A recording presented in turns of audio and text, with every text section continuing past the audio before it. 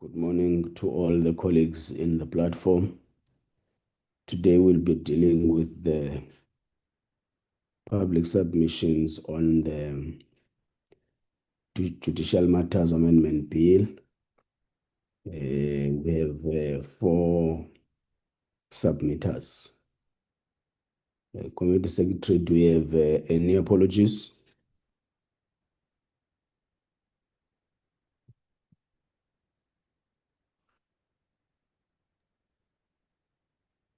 Committee Secretary? Good morning, Chair.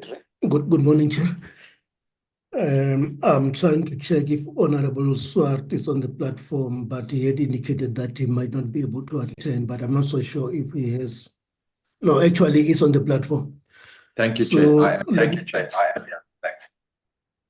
So Thank you. Let me say that there's no apology from the Chair.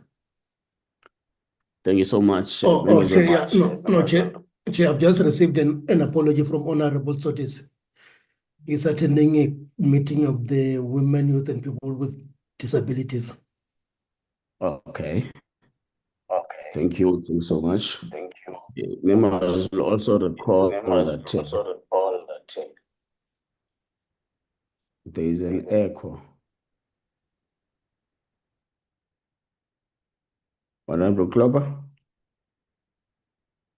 Sorry, Chair. I think if Glennis is not on yet, she might just be a bit delayed. Okay. Okay, that's fine. We also will recall members that the DM did make an apology for him and the minister in the meeting yesterday. Today is Wednesday is a cabinet day, so the minister is attending the cabinet meeting. And the DM is also in a departmental commitment, as he explained yesterday in the meeting. Committee Secretary, our presenters are ready. Chairperson, they are ready. They are on the platform. They are on the platform, all of them? Yes, Chair. Okay, can you start with the DGRU?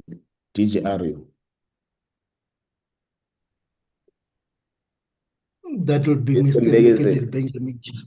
Yes. How are you, my brother? I'm well, thank you very much, Chair. How are you?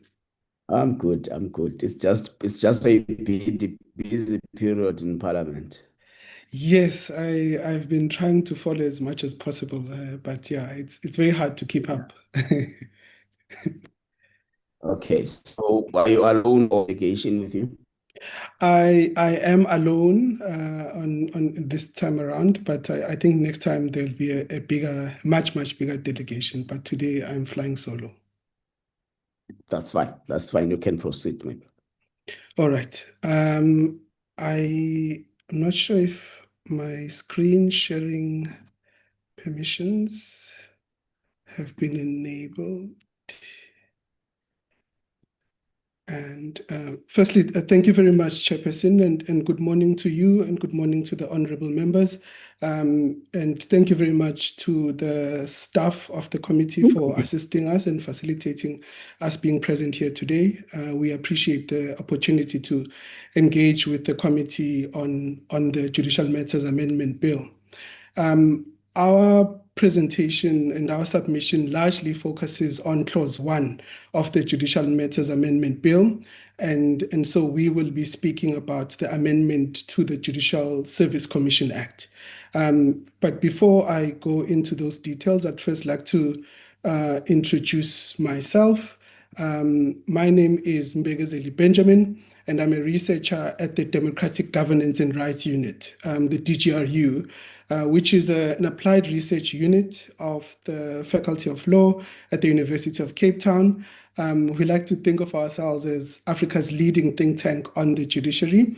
So our work is really in an academic space, but we try to translate academic research into recommendations that can be implemented either through legislation through policy or through practice. And our aim is really to strengthen the judiciary in South Africa, but also judiciaries in Africa.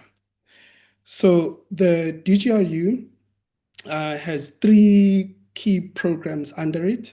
The one is Judges Matter, and where I am based, and we are responsible for research and advocacy that informs reforms in the judiciary, in African judiciaries. Our sister project is called the Judicial Institute for Africa, and its job is to offer training and professional development courses to judicial officers and legal researchers across the continent. Recently, my colleagues were in Lesotho and in Zambia offering training there, so they work across the continent.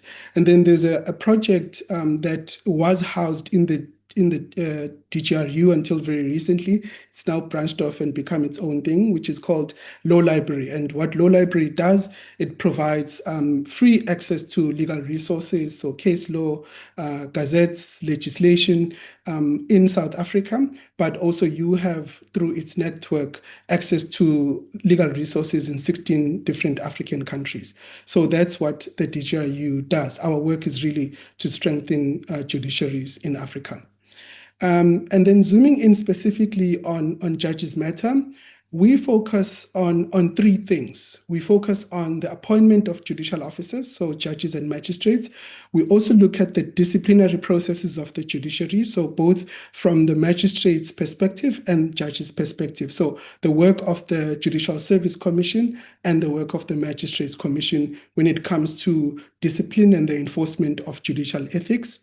We also look at the governance of the judiciary in South Africa. So how the judiciary is governed and administered is something that we follow quite closely. And so we, for example, will spend a lot of time watching what this committee does. We were just recently monitoring the budget votes and the budget review process because that is important in terms of how the judiciary is governed and resourced.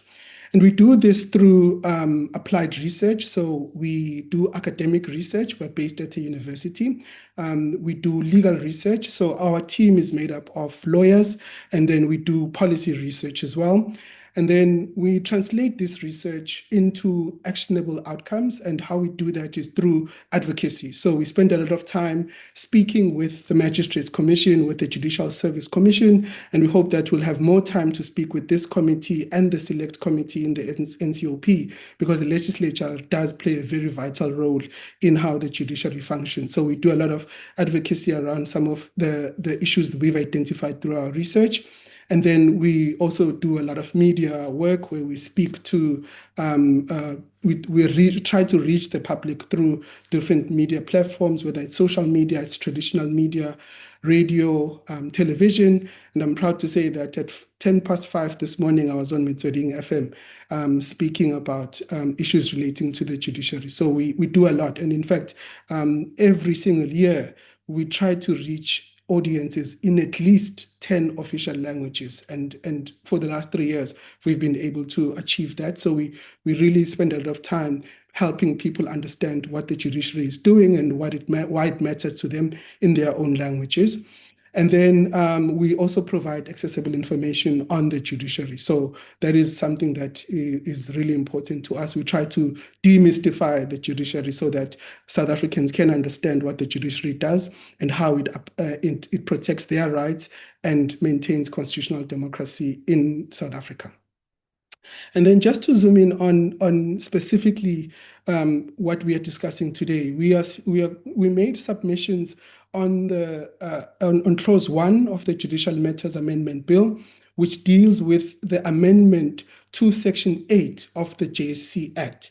And what that amendment is, it's essentially a one paragraph amendment, which largely deals with the Judicial Conduct Committee. So I would first want to give a little bit of context on the judicial conduct process so that we understand where the Judicial Conduct Committee fits and why this amendment is so vital. And I must put it up front, Chairperson and honorable members, that we support the amendment. We believe that it is necessary and it's actually quite urgent. We believe, though, that this committee should do much more than just this amendment. It should actually consider the system as a whole and try to address some of the challenges that are facing the system, because judicial independence, which is what Parliament is constitutionally mandated to ensure, goes hand in hand with the enforcement of judicial ethics, and that enforcement should happen through an efficient and effective system. So part of what this amendment is trying to do is to speak about those inefficiencies in terms of the capacity of the Judicial Conduct Committee. But as we will discuss today, there is a broader scope where we feel that this committee should be assisting the judiciary in terms of legislative measures that the committee should take. So this is just a broad overview of the judicial conduct process. I must apologize up front. I've tried to simplify it, and maybe it's oversimplified. And I do hope it's not disrespectful to this committee or patronizing, but for me, I tried to put it in a simple way so that I can understand it myself, and hopefully members of this committee can also understand it. So the broad context of judicial conduct, I think the first starting point is the Constitution, and Section 165 specifically of the Constitution, which vests judicial authority in the courts, and the courts must be independent and should always be independent, and perhaps also seen to be independent, subject only to the Constitution and the law, and they must apply the Constitution and the law without fear, favor, or prejudice. That is really the bedrock of the conduct system. And then organs of state, like Parliament, through legislative and other measures, must assist and protect the courts to ensure their independence, their impartiality, their dignity, accessibility, and effectiveness. So the work that this committee will be doing today and I think going forward is in that context. And then Section 165(6) of the Constitution declares the Chief Justice as the head of the judiciary, and her responsibility is to establish norms and standards for how the judiciary functions, and those norms and standards go hand in hand with ethics as well.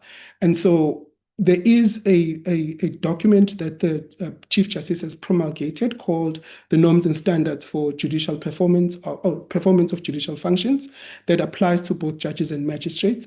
But there is also a complementary document called the Code of Judicial Conduct, and that is only applies to judges. There is an ongoing debate, which I'm sure you are aware, when it comes to the issue of the single judiciary, on whether there should be a code that is developed that will merge the judges and magistrates under one ethical framework. But for now, for the purposes of our discussion, we'll largely focus on the judges, because that's what this amendment will be speaking to.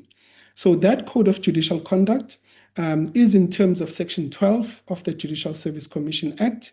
And that code of conduct sets out the do's and don'ts for judges. It sets out what kind of ethical responsibilities judges hold, what kind of conduct judges may do, what kind of conduct judges may not do, and more importantly, it applies not only when a judge is in court, but it also applies outside of court into their private lives. For example, the clause on association, it says that a judge may not associate or must be careful in who they associate with. And so that, for example, requires all judges not be members of political parties. So before you take your judicial oath, you must resign from a political party or other partisan interest. And so that is in terms of the Code of Judicial Conduct.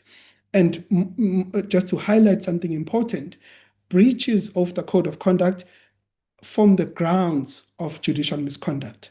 So when you breach the Code of Conduct as a judge, it is a form of judicial misconduct, which is then dealt with in terms of the system that we are going to be discussing today, the judicial conduct system. So that's how they work together.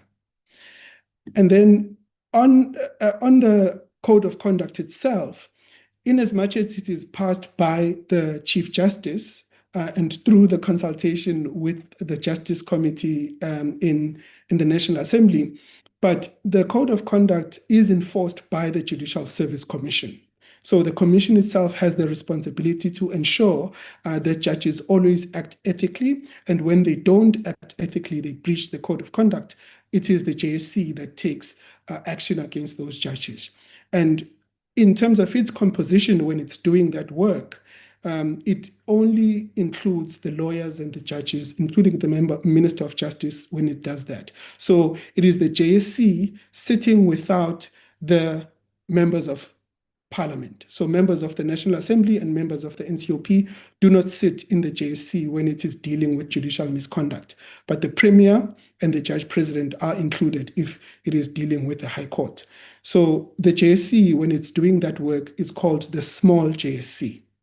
So that is important. I think just underline it for now, because when we put out the framework of the system, it will be a bit clearer where the JSC fits. And then, again, just to also emphasize that the JSC, when it's doing this work of enforcing the code of conduct, it has substructures. And one of those substructures, which the Judicial Service Commission has set out as a sort of the judicial misconduct system, one of those substructures is the Judicial Conduct Committee. So we call this the JCC. The JCC is made up of 6 members currently, which is the Chief Justice, the Deputy Chief Justice, and 4 other judges that are designated by the Chief Justice in consultation with the Minister. And those 4 judges, 2 of whom must be women. So in total, the Judicial Conduct Committee is made up of 6 members. And I will speak later about how in its function, its day-to-day function, it effectively sits with 5. And I think this is one of the key reasons why this amendment is coming before you today, the Judicial Matters Amendment Bill. That amendment will be trying to fix that, to address that number, because it's too few people to be dealing with complaints that come from all courts against all judges in the country. So that is something that will be dealt with in this specific amendment, which is why we support it. And so that is the Judicial Conduct Committee. The other substructure is called the Judicial Conduct Tribunal. It's not necessarily relevant for the discussion today, but a Judicial Conduct Tribunal is established as and when a complaint is filed, or especially a gross misconduct complaint. That is when a Judicial Conduct Tribunal is established, and it's not relevant for our purposes today. But the main focus is on the JCC, the Judicial Conduct Committee. And then just a broad overview of the system itself and how it works.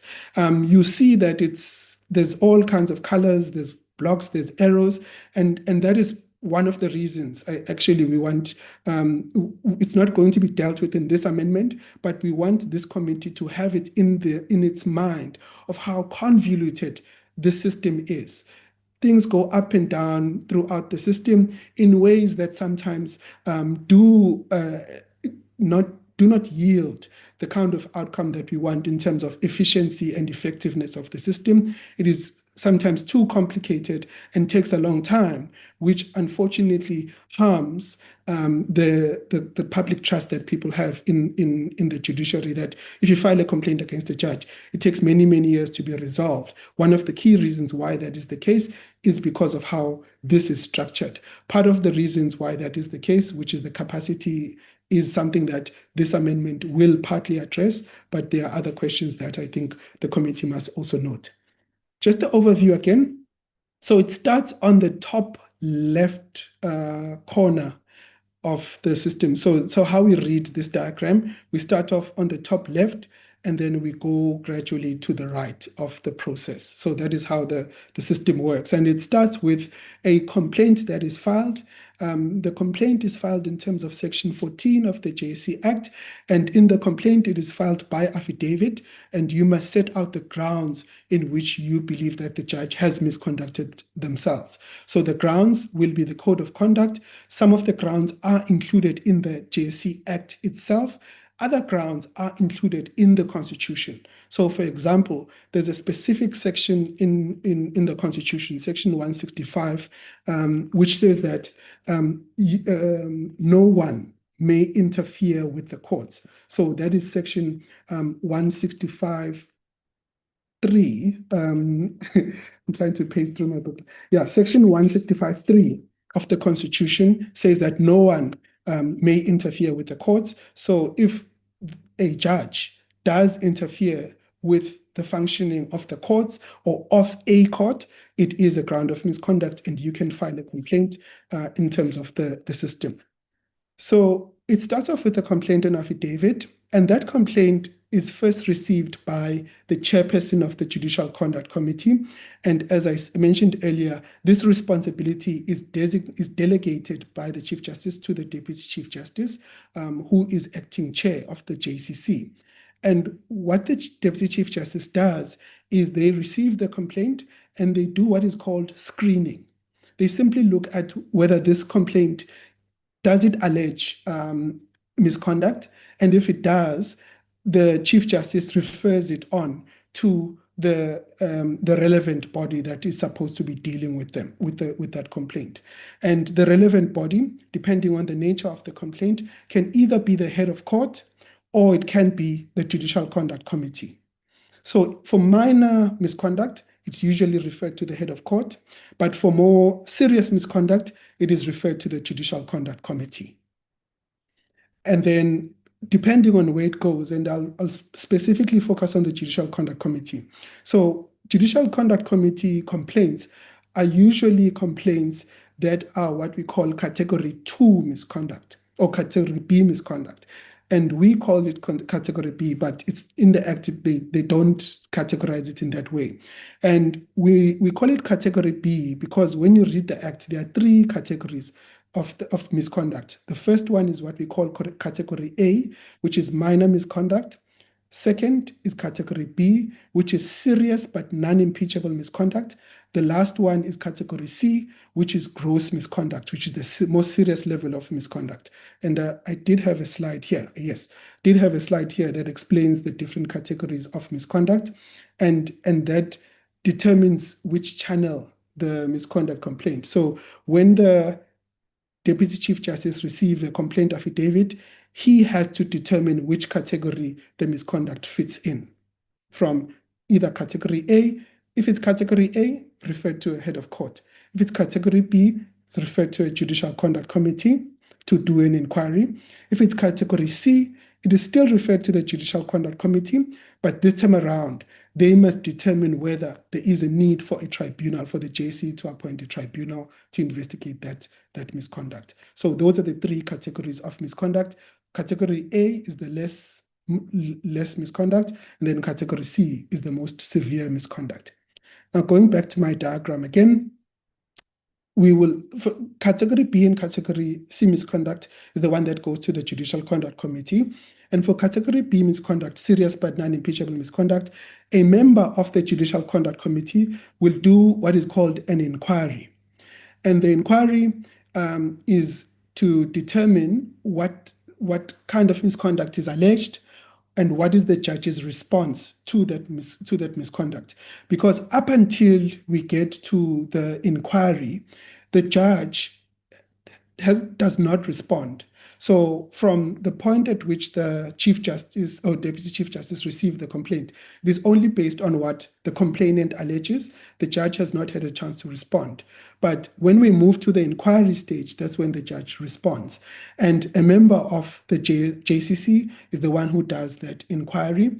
They may, if they feel necessary, conduct a hearing of the issues, and then they will produce a recommendation or a ruling that they will then submit to the Judicial Conduct Committee. So it is sent back to the Judicial Conduct Committee after the inquiry. And now this might look like a small thing, but sometimes it's quite an involved thing. It's quite an involved thing because you have to receive, as a member of the inquiry, you receive affidavits back and forth. Sometimes it is voluminous. You can actually, it is a bit like a court hearing in some ways in terms of how voluminous the case gets. And after that, you have to produce a ruling, which is in the form of a judgment that you submit to the Judicial Conduct Committee, and you make a recommendation on what should happen next. If you find it's serious misconduct, but it's not the most serious kind, you can recommend that the judge is found guilty of misconduct. The sanction will be an apology. It will be training, counseling, guidance on the ethics. Those are the kinds of sanctions that may be dealt with by the Judicial Conduct Committee from an inquiry perspective. But if the inquiry finds that the misconduct is actually much more serious than initially thought, it is now a misconduct that is the kind that will lead to gross misconduct, then the inquiry recommends back to the Judicial Conduct Committee for it to recommend that the JSC appoint a tribunal. So that is what we call the upgrading of the misconduct. It moves from one level of misconduct, a category B, it is upgraded to a category C misconduct. And then that's when it goes to the small JSC, who then appoints a tribunal, and then it goes to the tribunal. If the judge is found guilty, the JSC also considers what the tribunal says and the findings, and then it makes its own findings of guilt. And if they say that the judge is guilty of gross misconduct, then they must send it to Parliament for the National Assembly to undertake what is called the impeachment process. And the outcome of that impeachment process is the removal of the judge, or depending on what the National Assembly decides in its own political judgment, is the removal. So that is how the process unfolds. But for the purposes of our discussion, we are really focused on the Judicial Conduct Committee stage, because that is actually where most complaints end up. Very few complaints go to the tribunal or to the small JC. A lot of the complaints really end up in the Judicial Conduct Committee. And I can easily say upwards of 90%, even closer to maybe 98% of all complaints go to end up at the Judicial Conduct Committee. So it does a lot of the legwork in terms of enforcing ethics and making sure that the judicial misconduct system functions. So that I'm hoping is just a sense of how the system works. And then I'm gonna then move on to the other aspect of what our submission touches on, which is the key weaknesses of this system, and which is why this amendment is so necessary. One of the key weaknesses is that the timelines, ideally a complaint should start and finish within 6 months. But the experience over the last 15 years since this system has been in place is that it takes much, much longer. In fact, in one example, and maybe the two other cases that have now resulted in the removal of the two judges, so Judge Klope and Judge Mutata, those two cases are outliers because the system had not yet matured to the stage that we are using now, and so those two cases are outliers. But the one case where we actually have seen this system at work is the one relating to Judge Makubele. And the Judge Makubele case is interesting because it illustrates the key problems that we see here. First of all, the complaint itself was filed in January of 2019. But the JCC, the Judicial Conduct Committee, could only hold that inquiry a year later. So 12 months went by before we even dealt with the first stage of that process. And the reason that we are told why that was the case is because the members of the JCC at the time, almost all of them were permanent judges, including the Chief Justice Mogoeng. And so they didn't have any time in between their judicial responsibilities in court to do this JCC work. And so for 12 months went by, complaint never went anywhere.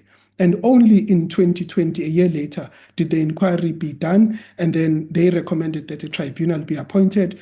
That happened only in July of 2025, and then the judge was suspended in October of 2025.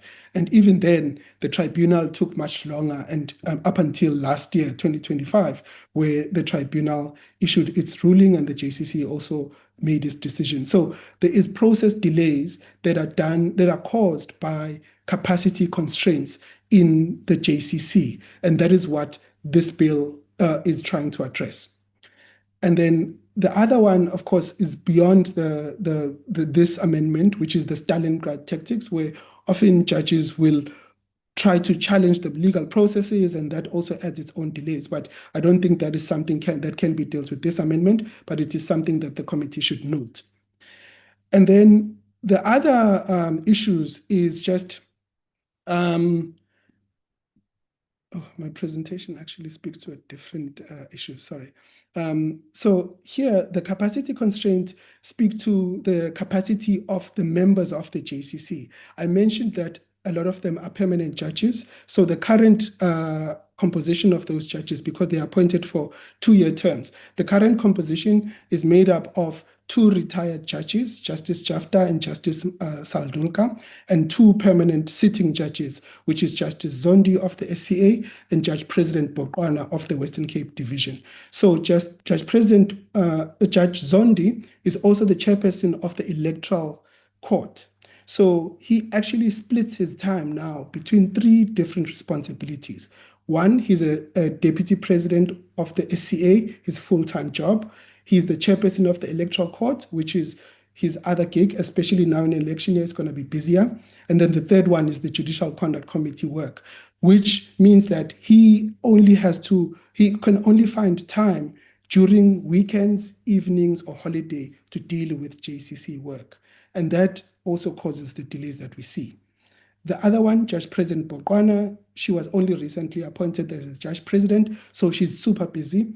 Again, she doesn't have the time sometimes to deal with some of that, what is required in the JCC in terms of dealing with the complaints. And in fact, if you look at the complaints or the rulings that have been issued in 2026, there are about 18 rulings that have been issued in 2026. Those rulings, almost all of them are written by Justice Jafta and then Justice Saldulka, because they are retired, they have the time.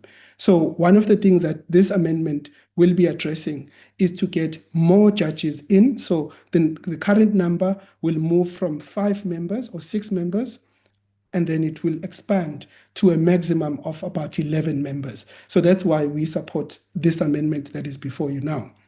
The other complication with it is that the Chief Justice, she has delegated the responsibilities of the JCC to the DCJ. But the problem is that with only 5 members, that means that the likelihood that at some or other level they would have dealt with the complaint is very high. So there's often times where there is, if you as a judge or member of the JCC have dealt with a complaint in an initial stage, you, for example, cannot preside over an appeal relating to that complaint, because there is an appeal process within the JCC process. So if you are unhappy with the outcome of the JCC, you can take it on appeal.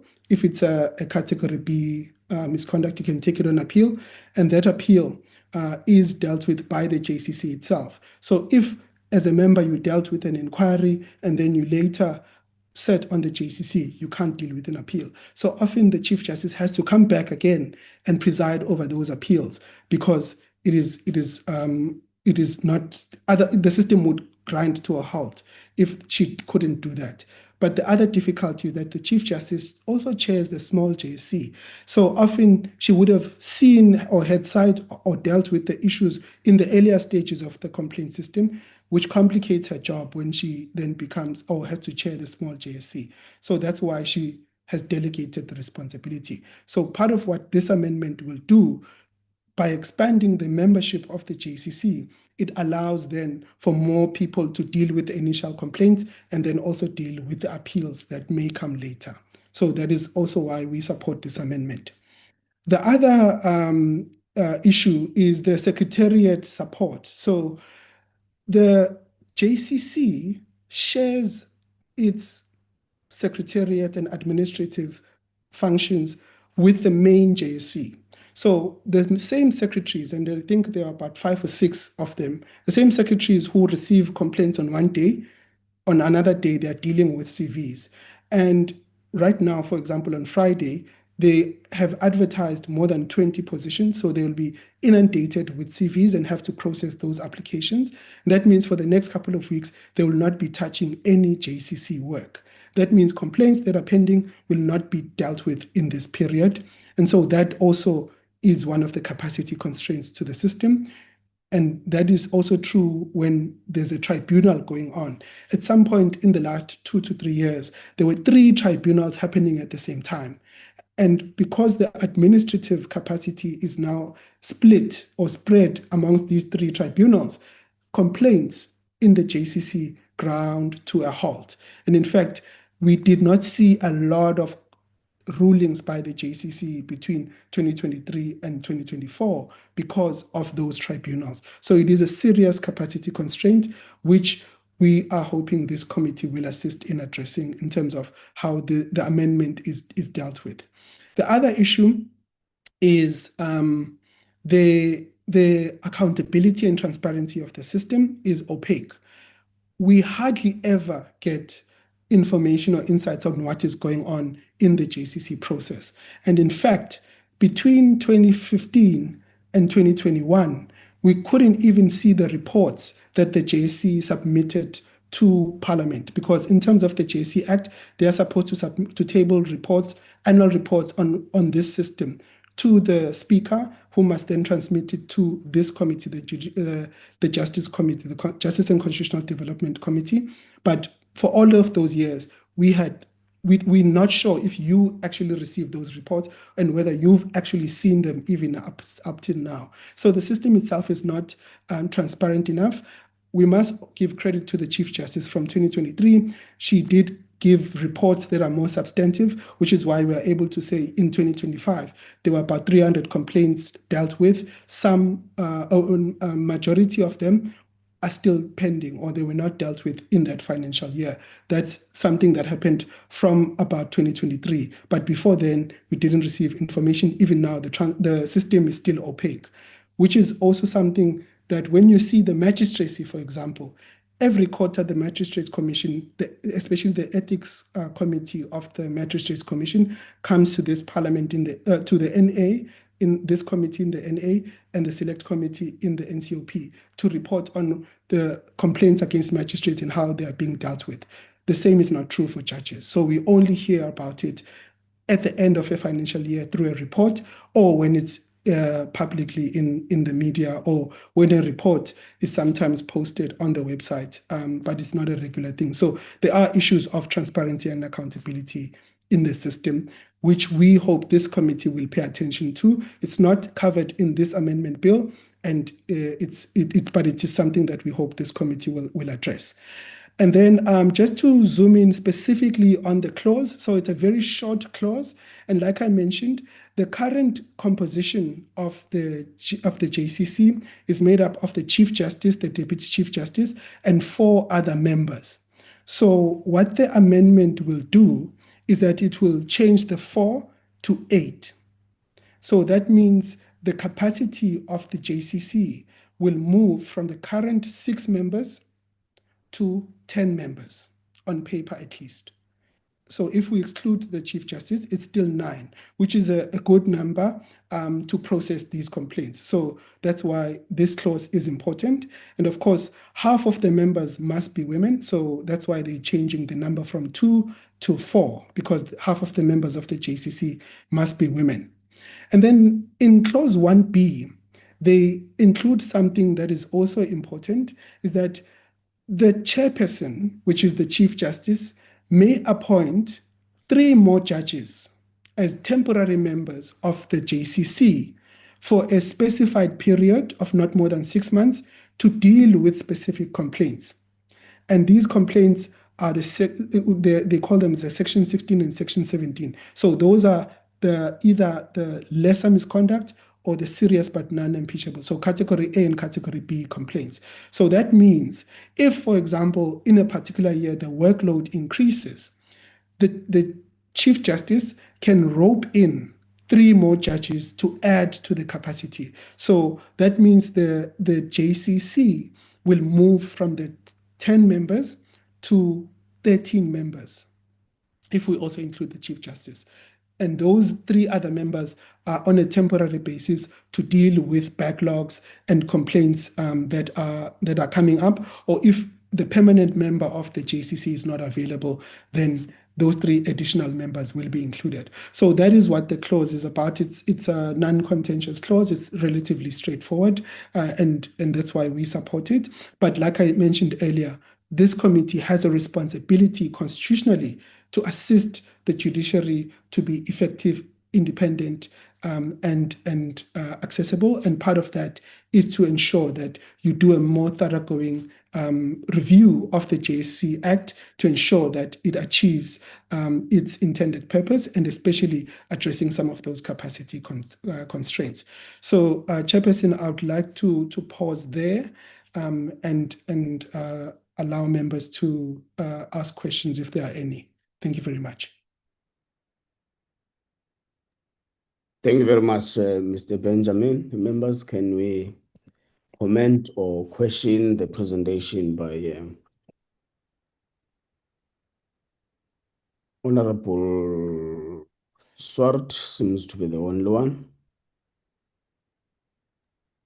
No, Chair, I just want to thank Mr. Benjamin for a very, very insightful presentation and commend the DGRU and Judges Matter for the work that they do. I think this has given us a lot of insight into the severe challenges that the judiciary are facing when it comes to overwork, when it comes to the work of the JSE, and the concerns that we've expressed in the past about delays in finalization of matters. And Mr. Benjamin referred to the Shlope and Mutata matters, which were an outrider that took so many years to finalize. But I think, Chair, that at the end of the day, Mr. Benjamin correctly supports this amendment, but raises a number of issues which I think we need to take cognizance of. And I think that and these are issues that we could definitely raise when we are in discussion with the judiciary, when we have that meeting of matters of mutual concern. So I think this amendment will go a long way to assist with the overwork that the judges are facing. We need to be mindful of the minister announcing the increase in the number of judges following the Moseneke report, and that's going to take some time. And I think it's also very important what Mr. Benjamin says about the capacity, the staffing capacity. So it's one thing to increase the number of judges sitting on the Judicial Conduct Committee, but if they don't have the additional resources, staffing resources, then we're going to sit with the same problem of delays, where the practical example is given of this week, where the same staff are dealing with CVs, interviews, and can't get to the Judicial Conduct Committee work. And I think we need to be mindful of the sharp increase in the number of complaints that the Chief Justice mentioned in her annual report. I think it's up to 132 that were received 24-25, and the number of backlogs. So we've got to assist, Chair, the judiciary in this regard, given the fact of the independence of the judiciary, given the fact of the highest level of integrity that is required. And therefore, one of the clauses in the memorandum speaks about the costing of a bill. And we need to get an indication at some stage, the implementation of this increase in the number of judicial conduct committees, what will the costing be? But I would like to ask a specific question to Mr. Benjamin, and that is, beyond your excellent submission, you speak about a more general overview of the JSC, and I think that would be something we definitely need to look into in the long term. What your views are on that very briefly. Obviously, we won't be able to deal with that now, but I do think that is an issue which we definitely need to look at. Secondly, the issue of the very important issue you raise about the reporting to Parliament.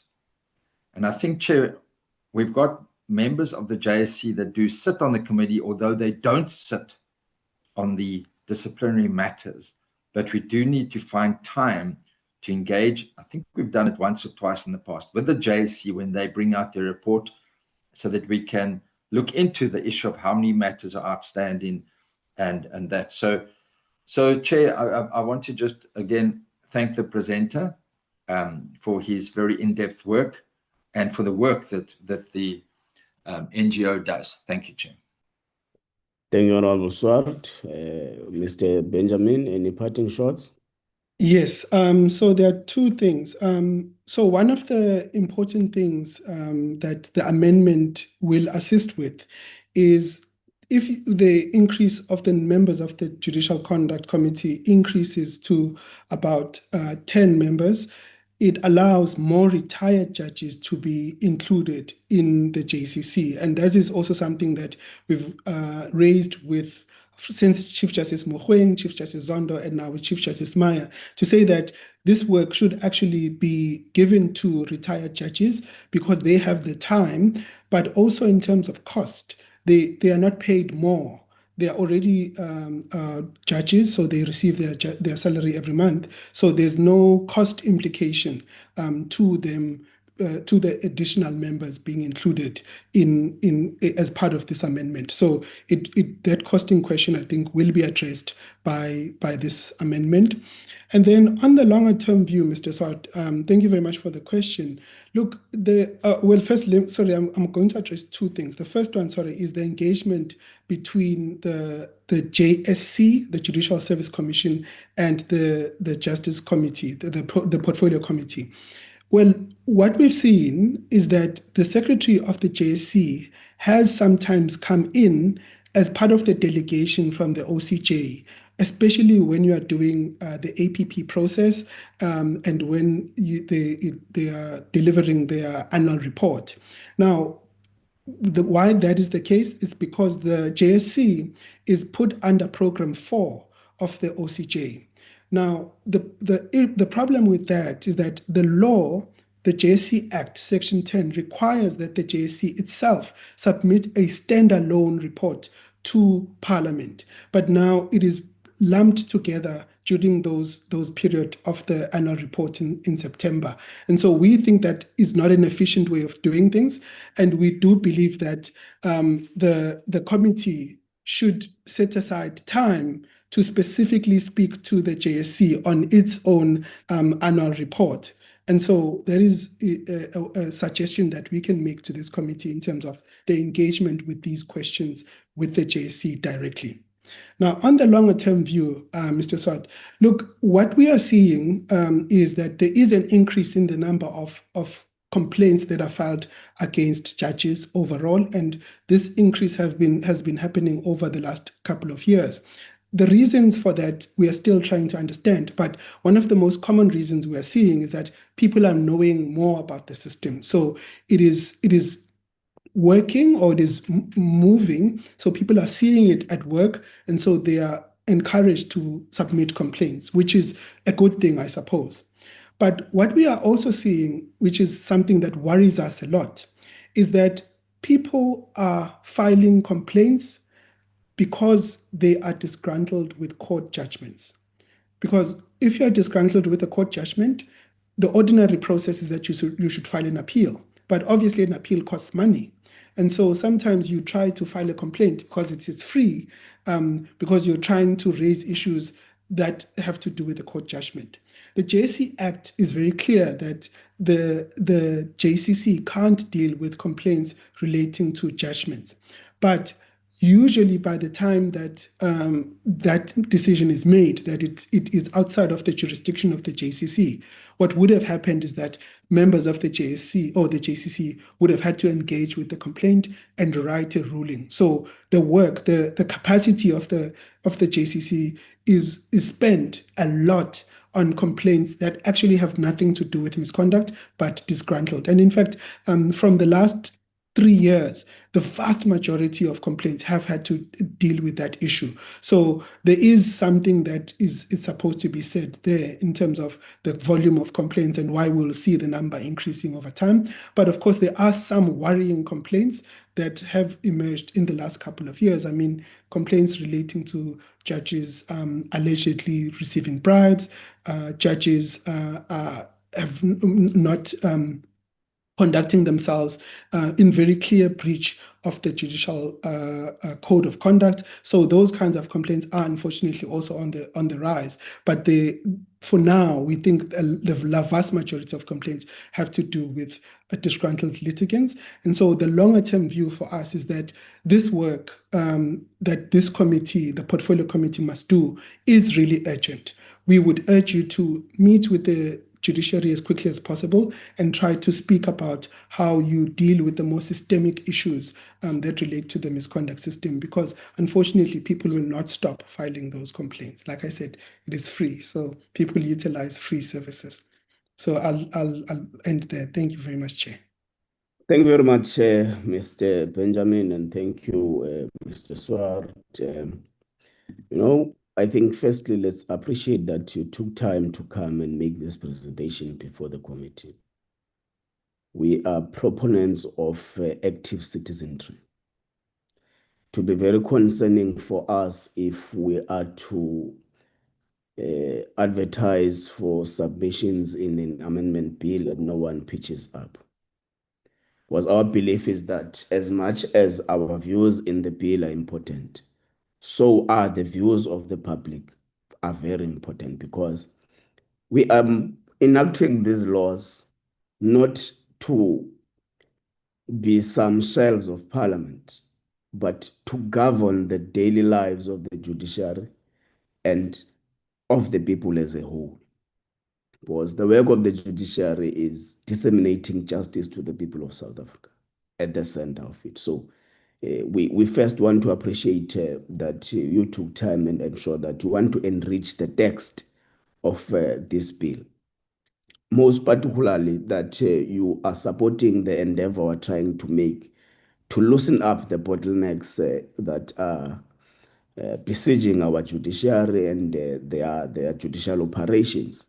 So we also want to thank you on that. I'm sure you would know by now that we are dealing with two matters of judicial misconduct, which is that one of Judge Mokubele, who has sent us a sick note, who has fallen sick, and that one of Judge Parker, who has also returned to us detailing about his health condition and requesting that we grant him an oral representation when we wrote to him that he must do a written representation. The committee has agreed to grant him an oral representation because we want to be discreet and meticulous as when we're dealing with these matters. As when we were still trying to find a day for Judge Parker, the lawyers of the 10 judges who laid the complaint against Judge Parker also wrote to us and said, if you listen to him, you will listen to us as well. So we're grappling with such kind of things. Yes. But the committee is going to apply its mind on how do we navigate, how do we balance being fair and avoiding Stalingrad approach as you were saying here. So it's a number of Yes. issues, including the recent one of the JSC completely changing the finding of the Judicial Conduct Tribunal, which is also coming to us now in respect of Judge President Benenge. So it's one of the things that we're dealing with because we want to be discreet. And part of the problems on the longevity of these things, you'll recall that the issue relating to Judge Hlophe took about 11 years.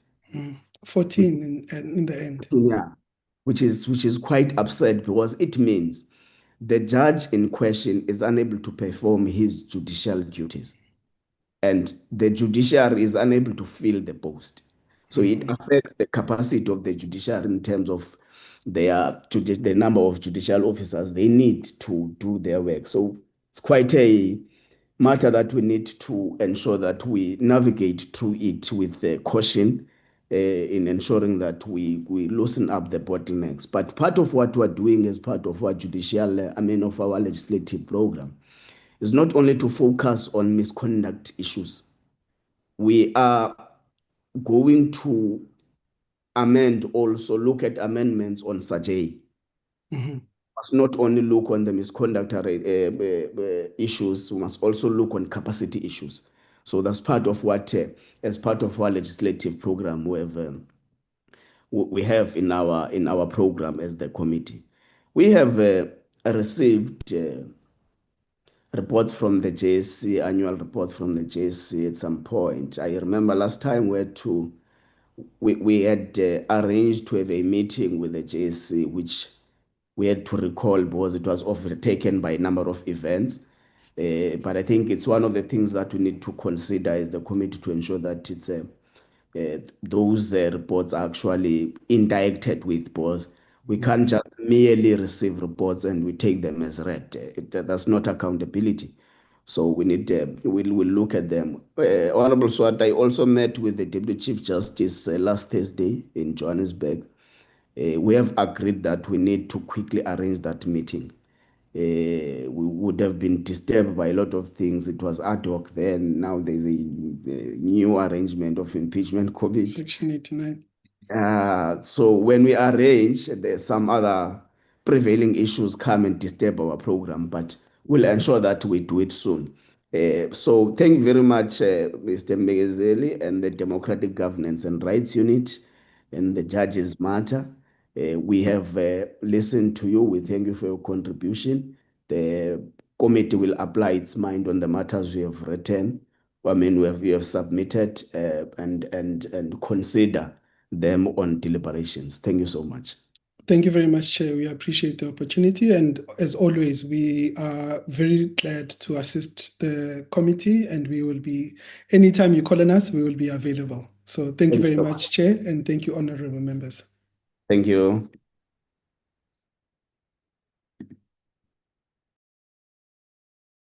Committee Secretary, the second presenter.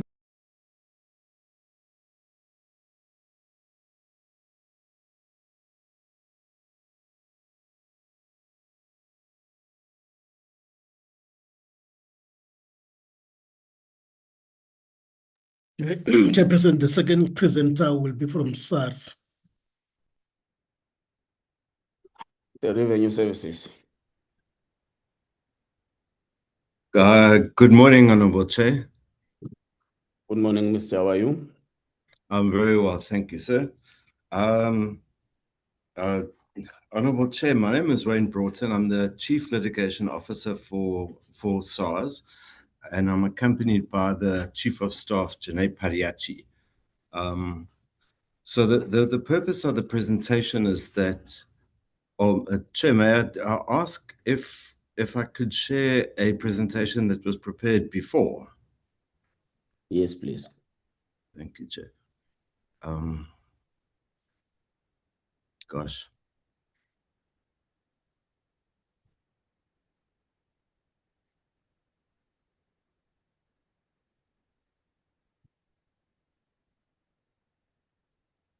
Chair, I'm not familiar with how you actually share. There we go.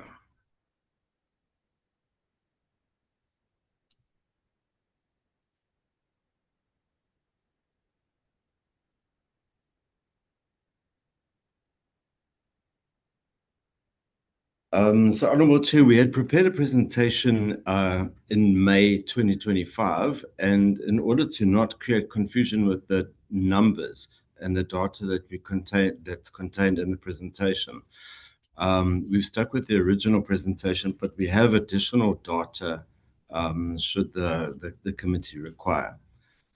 So the purpose of the presentation is to motivate that SARS be included as a form of legal practice when the amendments go through. So in the presentation, we hope to motivate that or provide the committee with a little bit of background to SARS's legal capacity, and to demonstrate that SARS, that tax, customs, and excise is a fertile ground for a lot of litigation, that it's specialized, that SARS has got a component of competent legal practitioners already, that our structure is akin to what a normal legal practice or a large legal practice looks like, that some of the enrolled legal practitioners in SARS already have the legislative authority to represent SARS in certain courts. That legislative authority is not complete, and it leaves a little bit of work to be done by other practitioners and counsel. Also hope to show the committee, Chair, that through historical data we can demonstrate that SARS's litigation practice is really based on resolution-based litigation, and that we conduct litigation responsibly and as a model litigant. And the amendments that would need to be made would be obviously in Section 1 and in Section 34 to include SARS as a form of legal practice, and then in Section 84 of the Legal Practice Act that excludes certain entities from providing a fidelity fund security. Honourable Chair, I believe that you'd be well familiar with SARS and what our establishment consists of and what our objective is. But just to reiterate that in terms of the SARS Act of 97, our obligation is to secure the effective and efficient and the widest possible enforcement of 24 different pieces of legislation that relates to the collection of tax and the movement and control of goods in the country. Regarding the legal staff, there's a total of 305 staff with law degrees employed by SARS. 117 of these, so about a third, Jay, is located or embedded in the business operations. So they would be embedded in debt management or collections, in the unit that is responsible for illicit activities, as well as in audit function and a whole host of other areas. Of the people that we believe would qualify as legal practice practitioners, there's 151 of them. And these are located in corporate legal services, and in employee relations, and in the area that our head is, which is dispute resolution and litigation. So we've set out in the slide number 5 where those people are actually located. A lot of them, Honourable Chair, is located in dispute resolution, but the primary litigation functions occur in 3 different areas, which we call centralized litigation, customs and excise litigation, and tax court litigation, which deals mainly with appeals.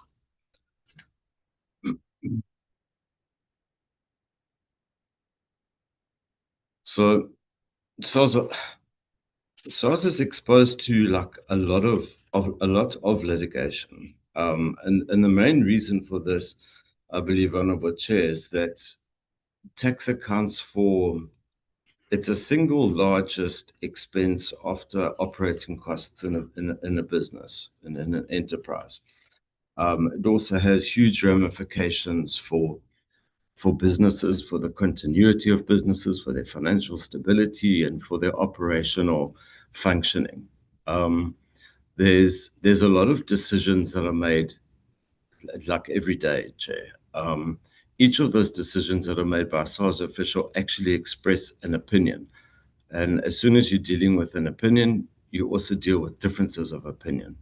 And given the financial implications and the commercial implications of the decisions that are made, it's a rough area for litigation and disagreements. SARS also has, which is consistent with most tax administrations, quite broad and quite intrusive powers, that when we do exercise them, they're often challenged. There's a lot of discretion given to SARS officials, And as I said, Honourable Chair, each of those decisions is actually an expression of an opinion, which can be disputed. The legislation is also constantly changing. It's amended annually, sometimes more than once in a year.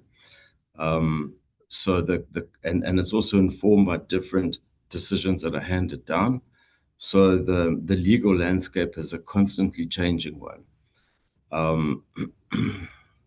There's also in the market, Chair, there's a very active, very expert tax, customs and excise contingent of advisors that are focused virtually only on the work that we do. To demonstrate that I don't have the data here, but to demonstrate that our first option is not to litigate, but to rather settle. Chair, can say that in 95% of the disputes that come into SARS, they are resolved through ADR or mediation. And it's only around 5% of cases that actually end up in court.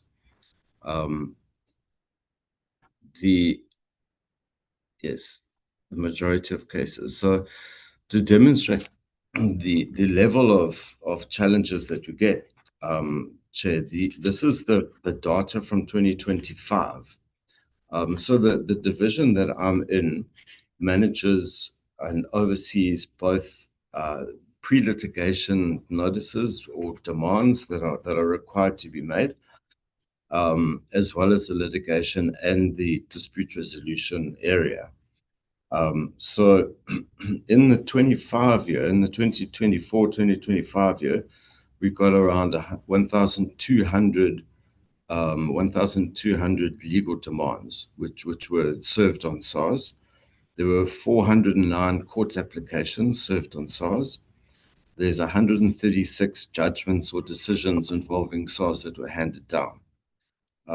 If we just finished the data for 2025-2026, which is what Honourable Chair was alluding to earlier, that we can update this chart, that the trend more or less continues.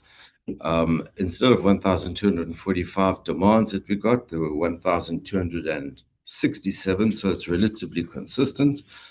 There were 381 court applications involving SARS served on us, and 108 judgments that were handed down involving SARS. The value involved in the cases that we have remains relatively consistent at around 360, 370 billion rand. It's difficult to quantify the value, Chair, because of the halo effect of one case. For instance, if it's a principal matter over the importation of second-hand vehicles, which is topical at the moment, there was a matter that proceeded all the way to the Constitutional Court. The value of that vehicle was under 30,000 rand, but the principle involved in it is indeterminate in value terms. So aside from the value, I mean, aside from the judgments that were handed down, which is 136 in the previous year or in 2025 and 108 in 2026, what also gives an indication is the level, the extent to which court applications are withdrawn by taxpayers. So last year, against the judgments of 108, 134 court applications were withdrawn by taxpayers before the trial date. So it gives an indication, I would submit, Jay, that the level of litigation faced by SARS is pretty high. If you look at if I may just go back, Jay, consistently over the last 4 years, the success rate of the cases that we have has remained above 80%. I think last year, 2025, 2026, the success rate had reduced by just 1%, so it's 81%. But to that, if you added in the number of cases withdrawn, it would give an indication of the level of litigation that we are faced with. So just to briefly deal with the existing authority of SARS, it's contained in Section 12 of the Tax Administration Act, and it provides that a SARS official who is an enrolled legal practitioner may appear for SARS in any of the courts in relation to proceedings contained in the Tax Administration Act. That typically would involve tax appeals, search and seizure applications, tax inquiry applications, preservation order applications, preservation order applications tied to the repatriation of foreign assets and similar type of cases. So the authority that we have doesn't extend to any type of application made or received under the Customs and Excise Act. It doesn't deal with declaratory applications, and it doesn't deal with any applications regarding, say, insolvency proceedings or PAJA applications or legality reviews or constitutional challenges, which makes up a fairly healthy proportion of the litigation that we face. So we operate like a hybrid model of practice. So around 30% of tax appeals, we appear ourselves in the various courts. So it would be I'm not counting in this the tax board, which is an informal tribunal chaired by an independent chair. But it would include tax court appeals, and the right of appeal goes to the a full bench and with leave to the SCA. So around about 30% of the tax appeal cases we appear ourselves. There's also a panel of attorneys that SARS has procured. That is up for review now and negotiation. I think the adverts have gone out already for the procurement process to start.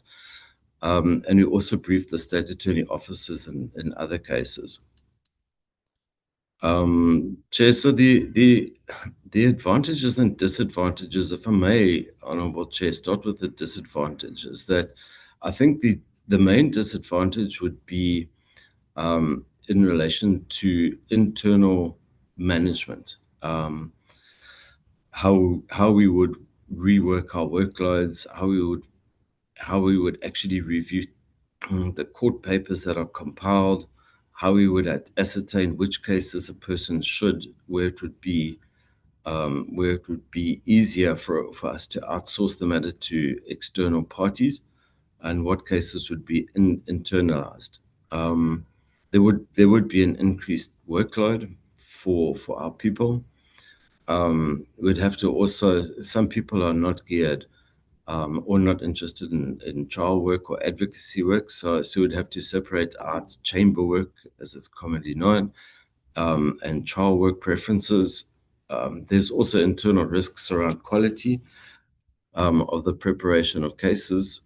We do have various committees and forums where the cases and the preparation of those documents are reviewed by a cadre of very senior people in SARS, and the decisions taken to settle or to concede a matter or to appeal a matter are taken in a multi-professional environment composed of various people in SARS. The advantages, I believe, Honourable Chair, is that we are able to single out what would legal practice be in the SARS environment. So the meaning of legal practice in the LPA involves the preparation of documents and the presentation of those cases in court. So if you limit it to that, we can say that we have already 125, or the majority of the people in our legal practice areas are already enrolled with the Legal Practice Council. They are on the non-practicing roll by necessity. We have quite a sophisticated and detailed management and procedures already in place. The benefit is that we are able to leverage experienced legal staff in customs and in excise and in tax.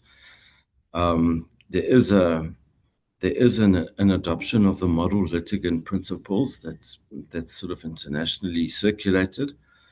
There will be cost savings if we were to be recognized as a legal practice area.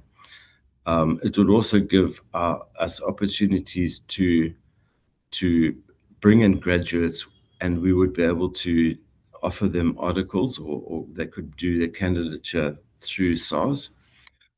And it would help retain staffing. So in summary, Chair, the legal practice, the proposed amendment proposes to extend the recognition of the forms of legal practice beyond the existing categories, and that would include, I think it's the it was the Commission for Human Rights. It would include the SIU, and it would include the Chapter 9 institutions. And then there's an amendment that just removes the meaning of a state advocate, which I think is sort of defunct at the moment. So we'd submit, Chair, that it would be in the interest of a capable SARS that we can demonstrate that we have the experience and the data, and we can demonstrate that we have exercised responsibility in conducting litigation historically. That's demonstrated in the high success rate that we have achieved, in the number of cases that we actually deal with. There's no cases that I'm aware of where we've been reported to the Legal Practice Council for any misconduct. Sorry, there's one,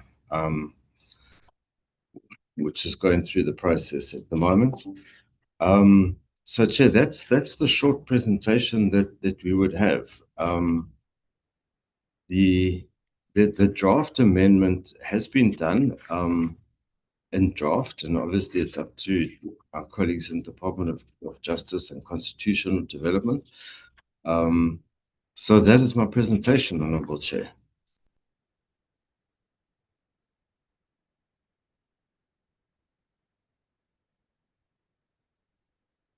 Thank you so much, Mr. Way. Members, can we comment or ask questions in respect of the presentation, Honourable Swart?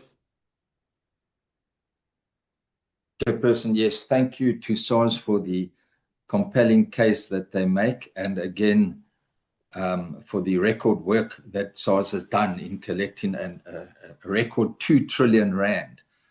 And Chair, I used to do legal work for SARS, so I'm fully acquainted with the manner of litigation, and I appreciate the fact that litigation.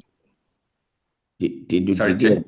did you declare that? I need to declare that. That was more than 30 years ago, I think, or 27 years. I do declare that. But we used to make extensive use of senior counsel, and I just wanted to ask a few questions relating to the presentation, Mr. Broughton. So you indicate a hybrid model, and obviously, if you are now bringing in-house lawyers, you will still continue, I understand, with a hybrid model, making use of external senior counsel when it comes to matters in the SC, for example, Supreme Court of Appeal, and even the Constitutional Court, because obviously you gave an indication of a 30,000 rand matter, but related to a very important principle. So that, I presume, will continue. Probably the question I need to pose is, why are you not recommending an amendment to Section 12 of the Tax Administration Act to broaden rather the litigants that are within the legal representatives within SARS, as opposed to going the judicial matters route? The reason I'm saying this is because it is a matter of concern that what you are proposing was not included in the original bill. the original clause, amending clause 14 and 15. And we appreciate you will have discussions with the department, but it seems to be a bit of an omission from SARS. And I do appreciate that a judicial matters bill is a very complicated bill. It's dealing with a lot of issues, but it is a cabinet bill that would have gone through cabinet. And for us now to entertain an amendment to include SARS at this stage would require us to reopen public consultations. Now, you have made out a compelling case for cost savings, but the problem is we're sitting with very urgent matters relating to the judiciary, which I'm sure if you were on the platform, you would have heard. And so it's a bit of a balance. And I think that the committee will have to take a decision on that. Also getting guidance from the Department of Justice as to what degree we can entertain a significant inclusion to include SARS in terms of section 14 and 15 of the Legal Practice Act. In section 1 of the Legal Practice Act. So I would like your comments in that regard. Might be difficult for you, but as to why there wasn't the insertion of SARS in the initial bill. And then obviously we as a committee would have to take a decision going forward. But again, thank you for the presentation. Thank you. Honorable Mani. Thank you, Chair. Firstly, I also would want to welcome this very clear and thought out presentation. I have two groups of issues, Chair, if you will indulge me. The one is questions in my mind, thinking aloud, and I'll share my thinking aloud. And then I also have specific questions for SARS. As I was interacting with this presentation, I asked myself, is SARS truly analogous to the other state institutions that are already recognized? So some of the that's the first question as to, are we on apples to apples situation here? That's the first thing. Secondly, I also wanted to just check in my mind, I was just asking what distinguishes SARS from other ordinary litigants? Why should SARS receive a special dispensation not afforded to the other organs of state? I was thinking if SARS is included, what principle prevents other regulators such as FSCA, Competitions Commission, NPA, IP, the RAF, or municipalities from demanding the same status? So I was also thinking, Chair, whether is this will this set any particular precedent? I mean, does the proposal advance access to justice or merely improve SARS litigation capacity? I was even thinking, Chair, whether the legal, I'm saying, if we look at the Legal Practice Act, that it is actually fundamentally about regulating the legal profession and protecting the public. So I'm wondering whether is this amendment being proposed for public benefit or for administrative convenience of SARS? What exactly are we trying to cure here? Does expanding SARS litigation powers improve taxpayers' rights? Could it create a perception that the state is strengthening its legal arsenal against taxpayers without equivalent protections? And whether is there any adequate constitutional justification for this? So these were the questions in my mind, Chair, that I'm grappling with. But then direct questions to SARS. I've got 5 direct questions to SARS to try and maybe they'll respond to these things that I have in my mind. First one is, what objective criteria justify including SARS while excluding other major organs of state that also employ large numbers of legal practitioners? So what is a special case here? Second, what safeguards will prevent this amendment from becoming a precedent for widespread fragmentation of the legal profession across the state sector? Thirdly, can SARS provide quantified evidence of actual cost savings compared with the current state attorney and panel to attorney model? Fourthly, what constitutional opinion confirms that the proposal does not undermine the independence and the regulation of legal practitioners? The last question, what protection will exist for taxpayers against an enhanced litigation capacity of the state? So those are the questions, Chair. And just so that I don't come back to the platform for dialogue, Chair, my honest opinion is that obviously, as the committee, I don't think it is prudent to dismiss this outright, but at the same time, I also don't think it's prudent to also give a false expectation. But I think we perhaps would need, as a committee, a bit more evidentiary advice of sorts.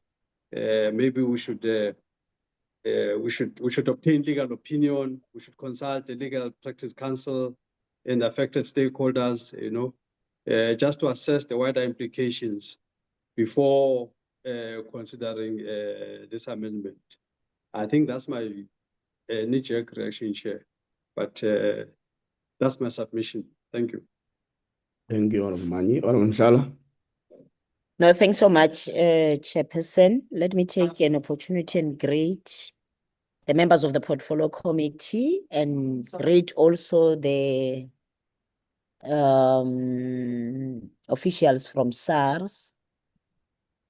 We note, Chairperson, SARS request to be added as a form of legal practice under the Legal Practice Act and the Judicial Matters Amendment Bill. We understand that SARS deals with many tax and custom cases, but we must be careful not to give any state body too much power without strong accountability.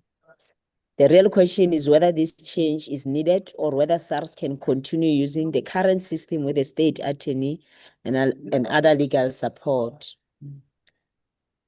Chairperson, we are also concerned that this proposal may blur the line between a tax authority and a legal practice, especially when SARS already have wide powers over taxpayers and importers.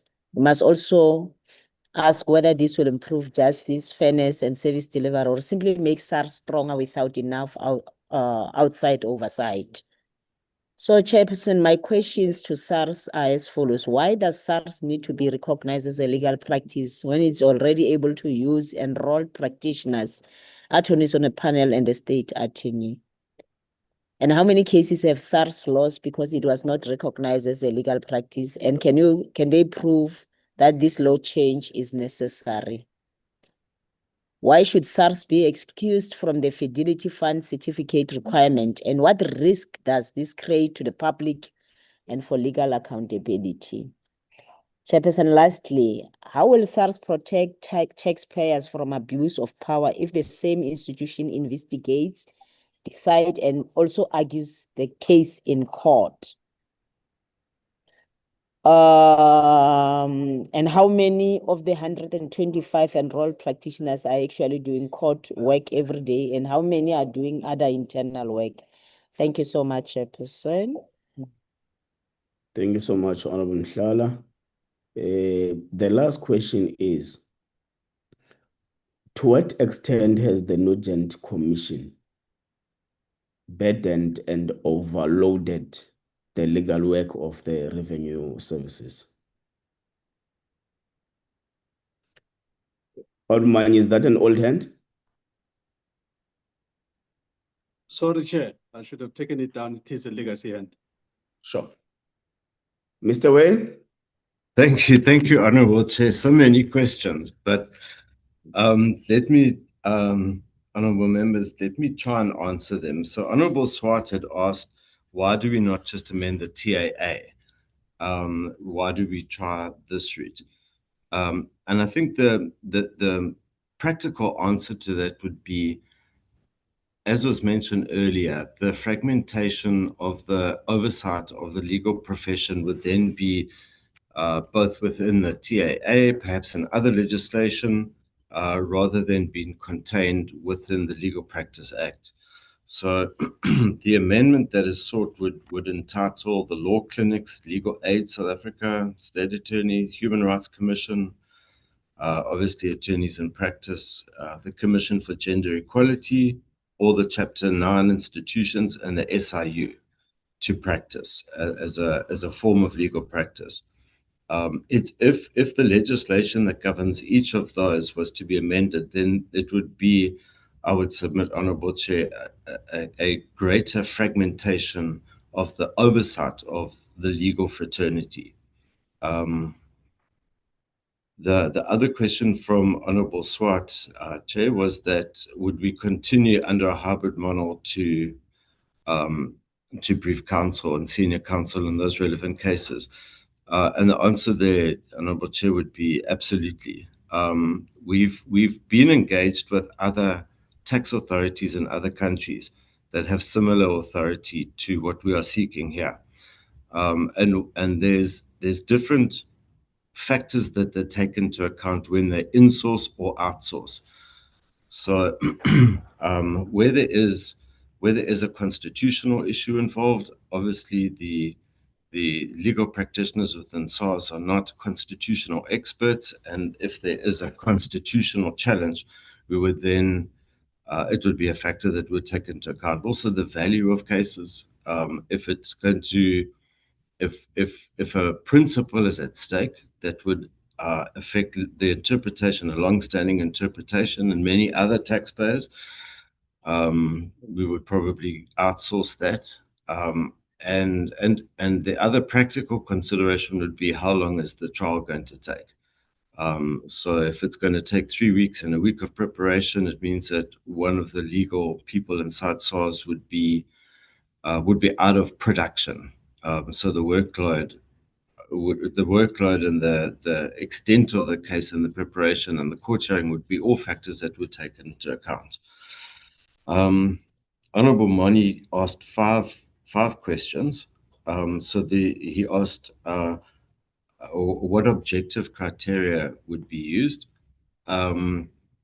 So Honourable Chair, what I would submit is that it's not an objective criteria, but I think there's a recognition that customs law, excise law, tax law is a bespoke area of law.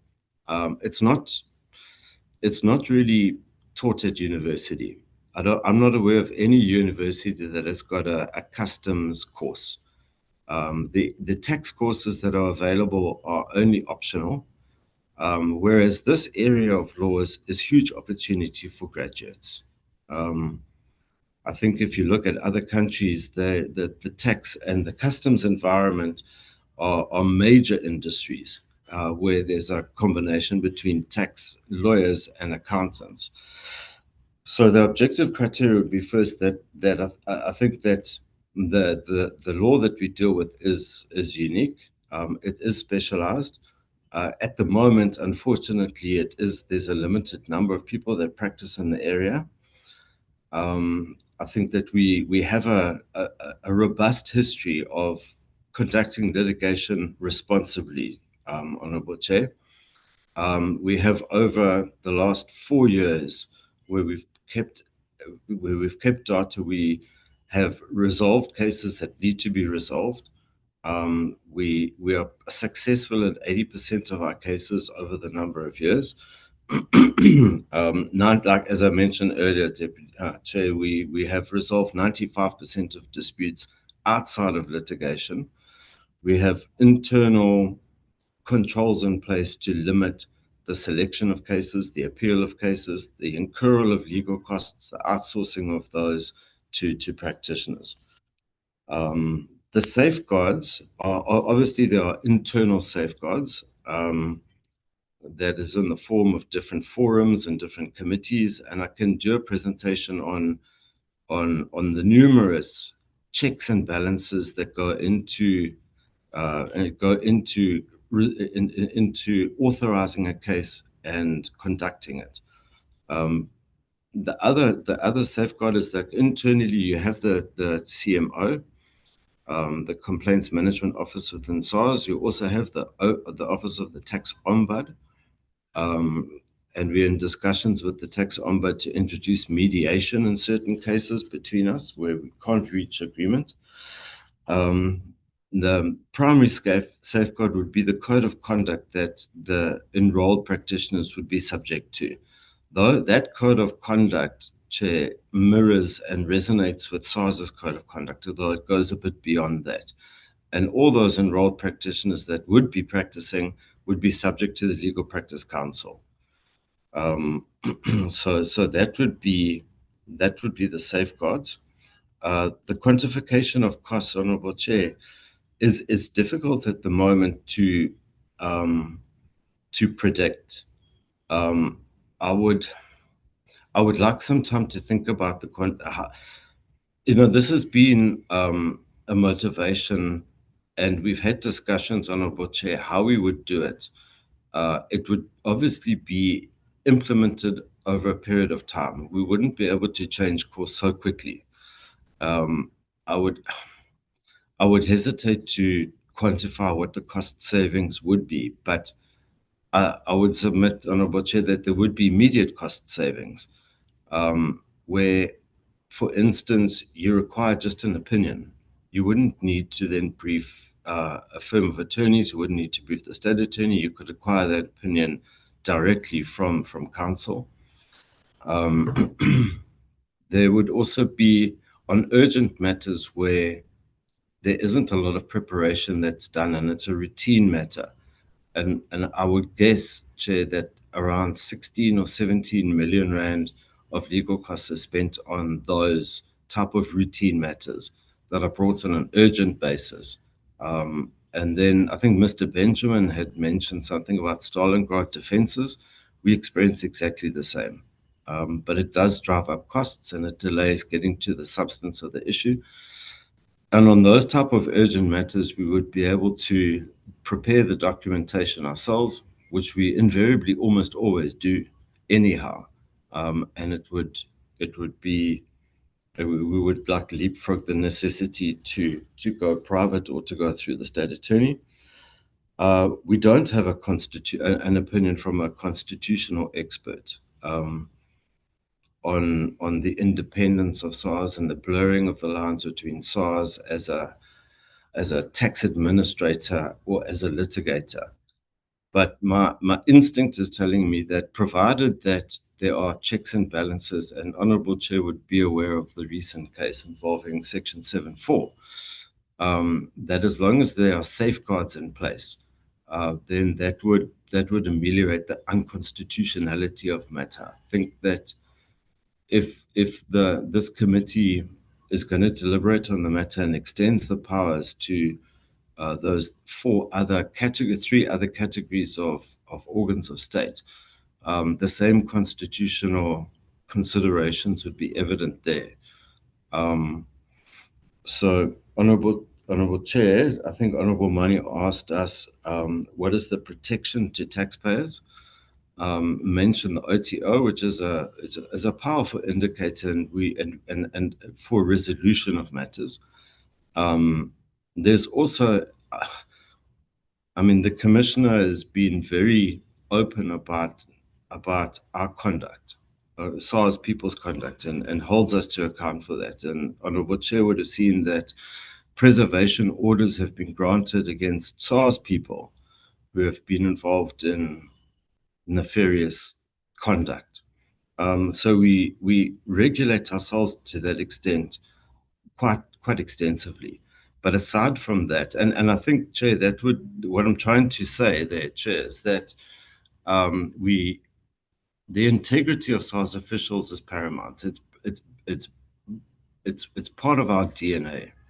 But I do understand what Honourable Mani is saying. You do need something extra, something outside of just our assertion that we will act with integrity. And I think being subject to the Legal Practice Council Code of Conduct and their disciplinary proceedings is a powerful and sufficient protection for taxpayers. Are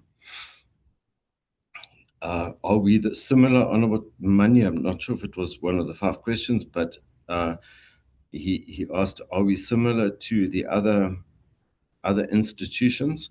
And Honourable Chair would submit that we are very similar to those other institutions, particularly to the Special Investigation, is the SIU. Their mandate is very narrow. It's very precise. It's very pointed, as is ours.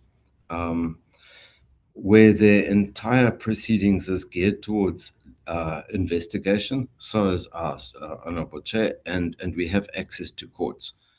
The independence of the decision making it almost guarantees taxpayer rights are upheld.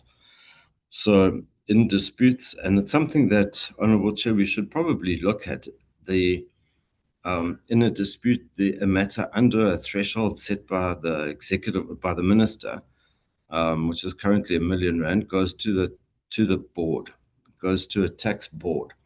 That would be, and those tax board chairs are drawn from practice. It's going to be extended now to accounting officials, or those qualified and those that are tax practitioners, I mean. So that there's an independence in decision making there. The tax court is wholly independent. It's presided over by judges. The judge president appoints the president of the tax court, and he's supported by 2 members. And then there's all your right of appeal all the way through to the Constitutional Court, which taxpayers do take advantage of. Honourable Mahlala asked, we need to, and it's an important question, Chair. It's something that I understand, that you've got to balance power with responsibility. And by giving SARS the authority or the power to litigate on as a form of practice, is that not exceeding what our power ought to be? And my submission on that, Honourable Chair, would be we already do have that power. It's just we exercise that power through agents. So agents in this case would be attorneys and advocates that act on our instructions. So but the difference between being recognized as a form of legal practice or not doesn't change or won't affect where the balance of power is. And it would be up to ourselves to regulate how we exercise that authority and the oversight that would be exercised by the Legal Practice Council. And being recognized as a form of practice would place us more under the scrutiny of the Legal Practice Council. Honourable Mahlala also asked, would it improve service?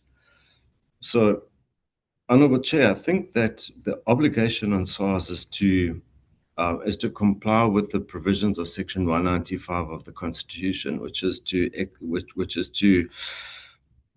includes operating a financially efficient organization. This, I believe, would go quite some way to meet that constitutional obligation. To improve service, unfortunately, Chair, the litigation approach has different objectives. One would be the enforcement of law, the enforcement of the provisions of whatever act we're using, which I think would have a benefit overall on the fiscal stability of the country, and it would be in that way a service to honest taxpayers, and it would eliminate any commercial advantage that a dishonest taxpayer has over an honest taxpayer. But often, Chair, there's a difference of opinion that needs to be resolved. And part of the strategy of SARS is to seek in those circumstances clarity and certainty. And unfortunately, sometimes the only clarity and certainty that you can get is through a court order. And sometimes we wait quite a while for those decisions to come through. So service in this context would be on ensuring that we would be to extract certainty and clarity for taxpayers so they understand what their obligations are, and as well the broader, the halo effect of of our litigation decisions, what that would have on honest taxpayers, on abiding taxpayers.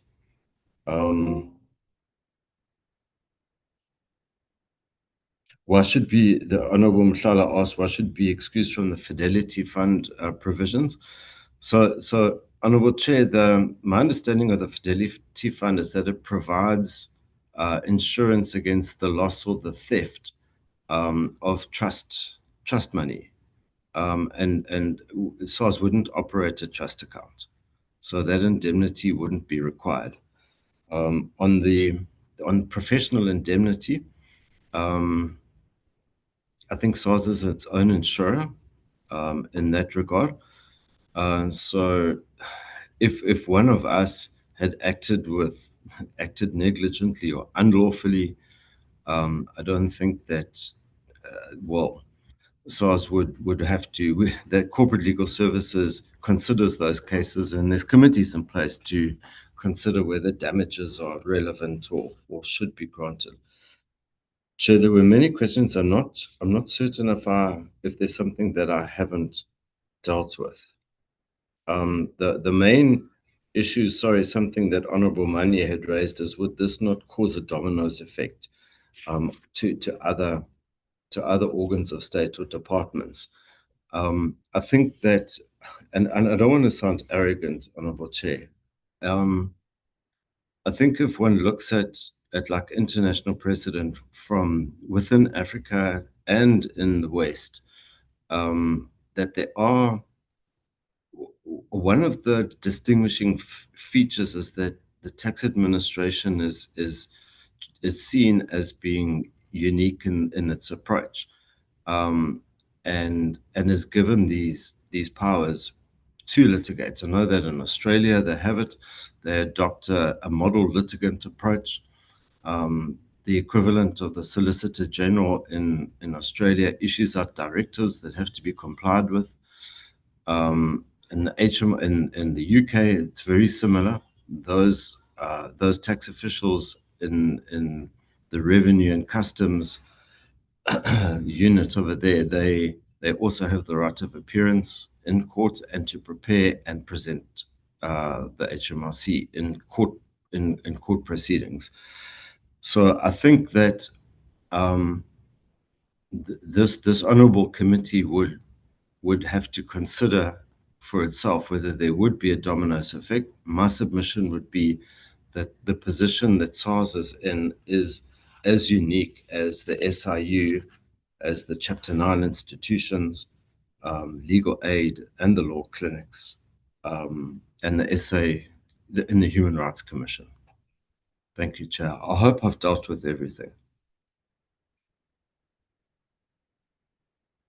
Thank you so much, Mr. Wayne, and we wish firstly to thank you as representatives of the Revenue Services for coming to do this presentation before the committee to enrich what we intend to do as Parliament, to expand access to the legal profession.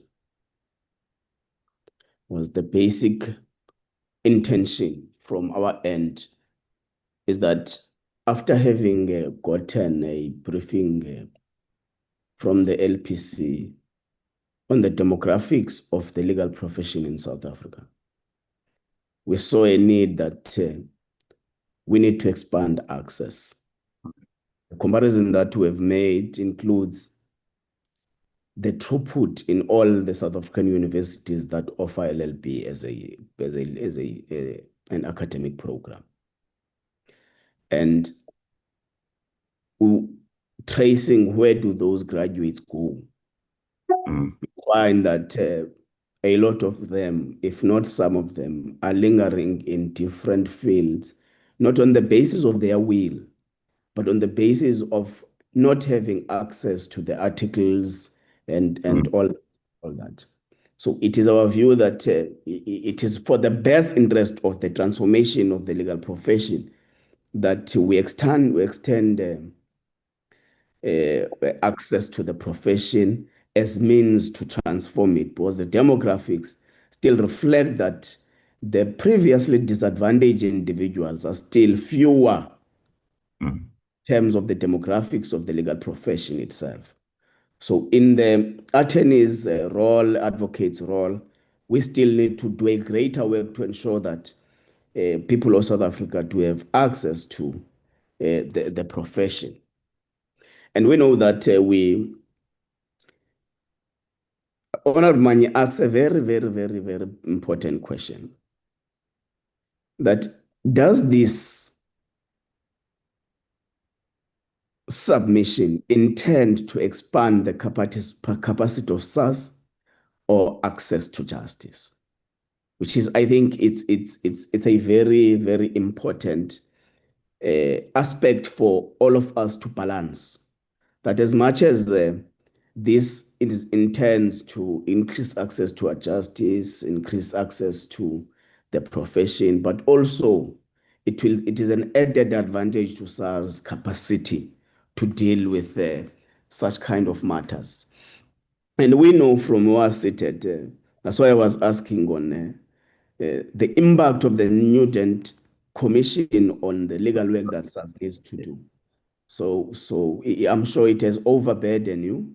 So you really need this kind of assistance. So we are going to deliberate as a committee, apply our minds, consider some of the issues that you may have submitted. We may accept some of them. We may reject it as a whole. We may accept it as a whole. We may accept it in part. So we will consider, and we thank you. We thank you very much for coming to make this presentation before the committee. On behalf of members, we appreciate when we call for public submissions and our institutions having an interest and individuals having an interest come to Parliament and make sure that this really remains the Parliament of the people. Thank you so much, Mr. Wayne and Mr. Padiaki. Thank you, Honorable Chair. Can I make one last comment, Honorable Chair? On a different topic completely. I also have a great concern with those graduates coming out of university, spending so much money, putting in so much effort, and then not getting articles and not pursuing what their career should be. And I really believe, Chair, that when these graduates come up, they're not aware of tax, customs, and excise as an entire industry. So they don't think about it. It's not taught at university. It's not pushed at university. Most of the people that I work with stumbled upon this by accident, became tax experts, if you will. So part of, I mean, if we were recognized, we could take on.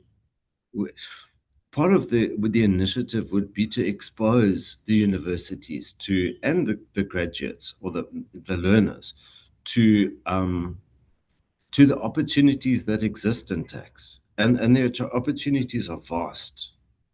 So I would see it as being part of that broader push. Thanks, Chair. Thank you so much, Mr. Wayne. You are excused. Thanks so much. Thank you.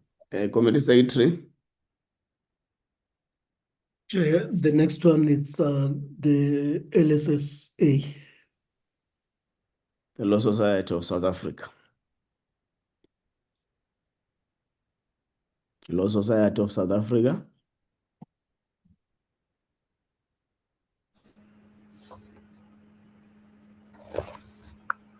President.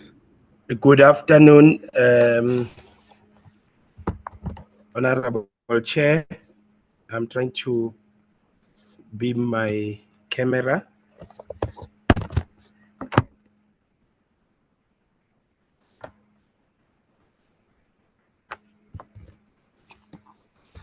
looks like you're in court, President. I'm in court. Is I'm in court. Ms. Makutman appearing today?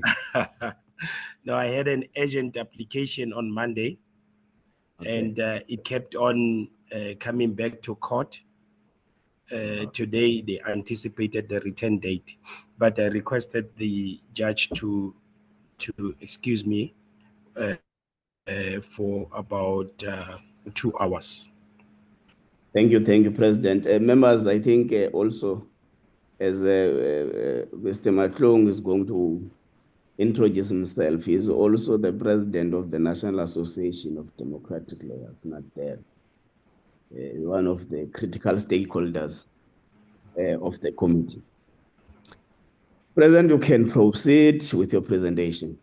Thank you, Honorable Chairperson of the Justice Portfolio Committee and honorable members of your committee present on this platform.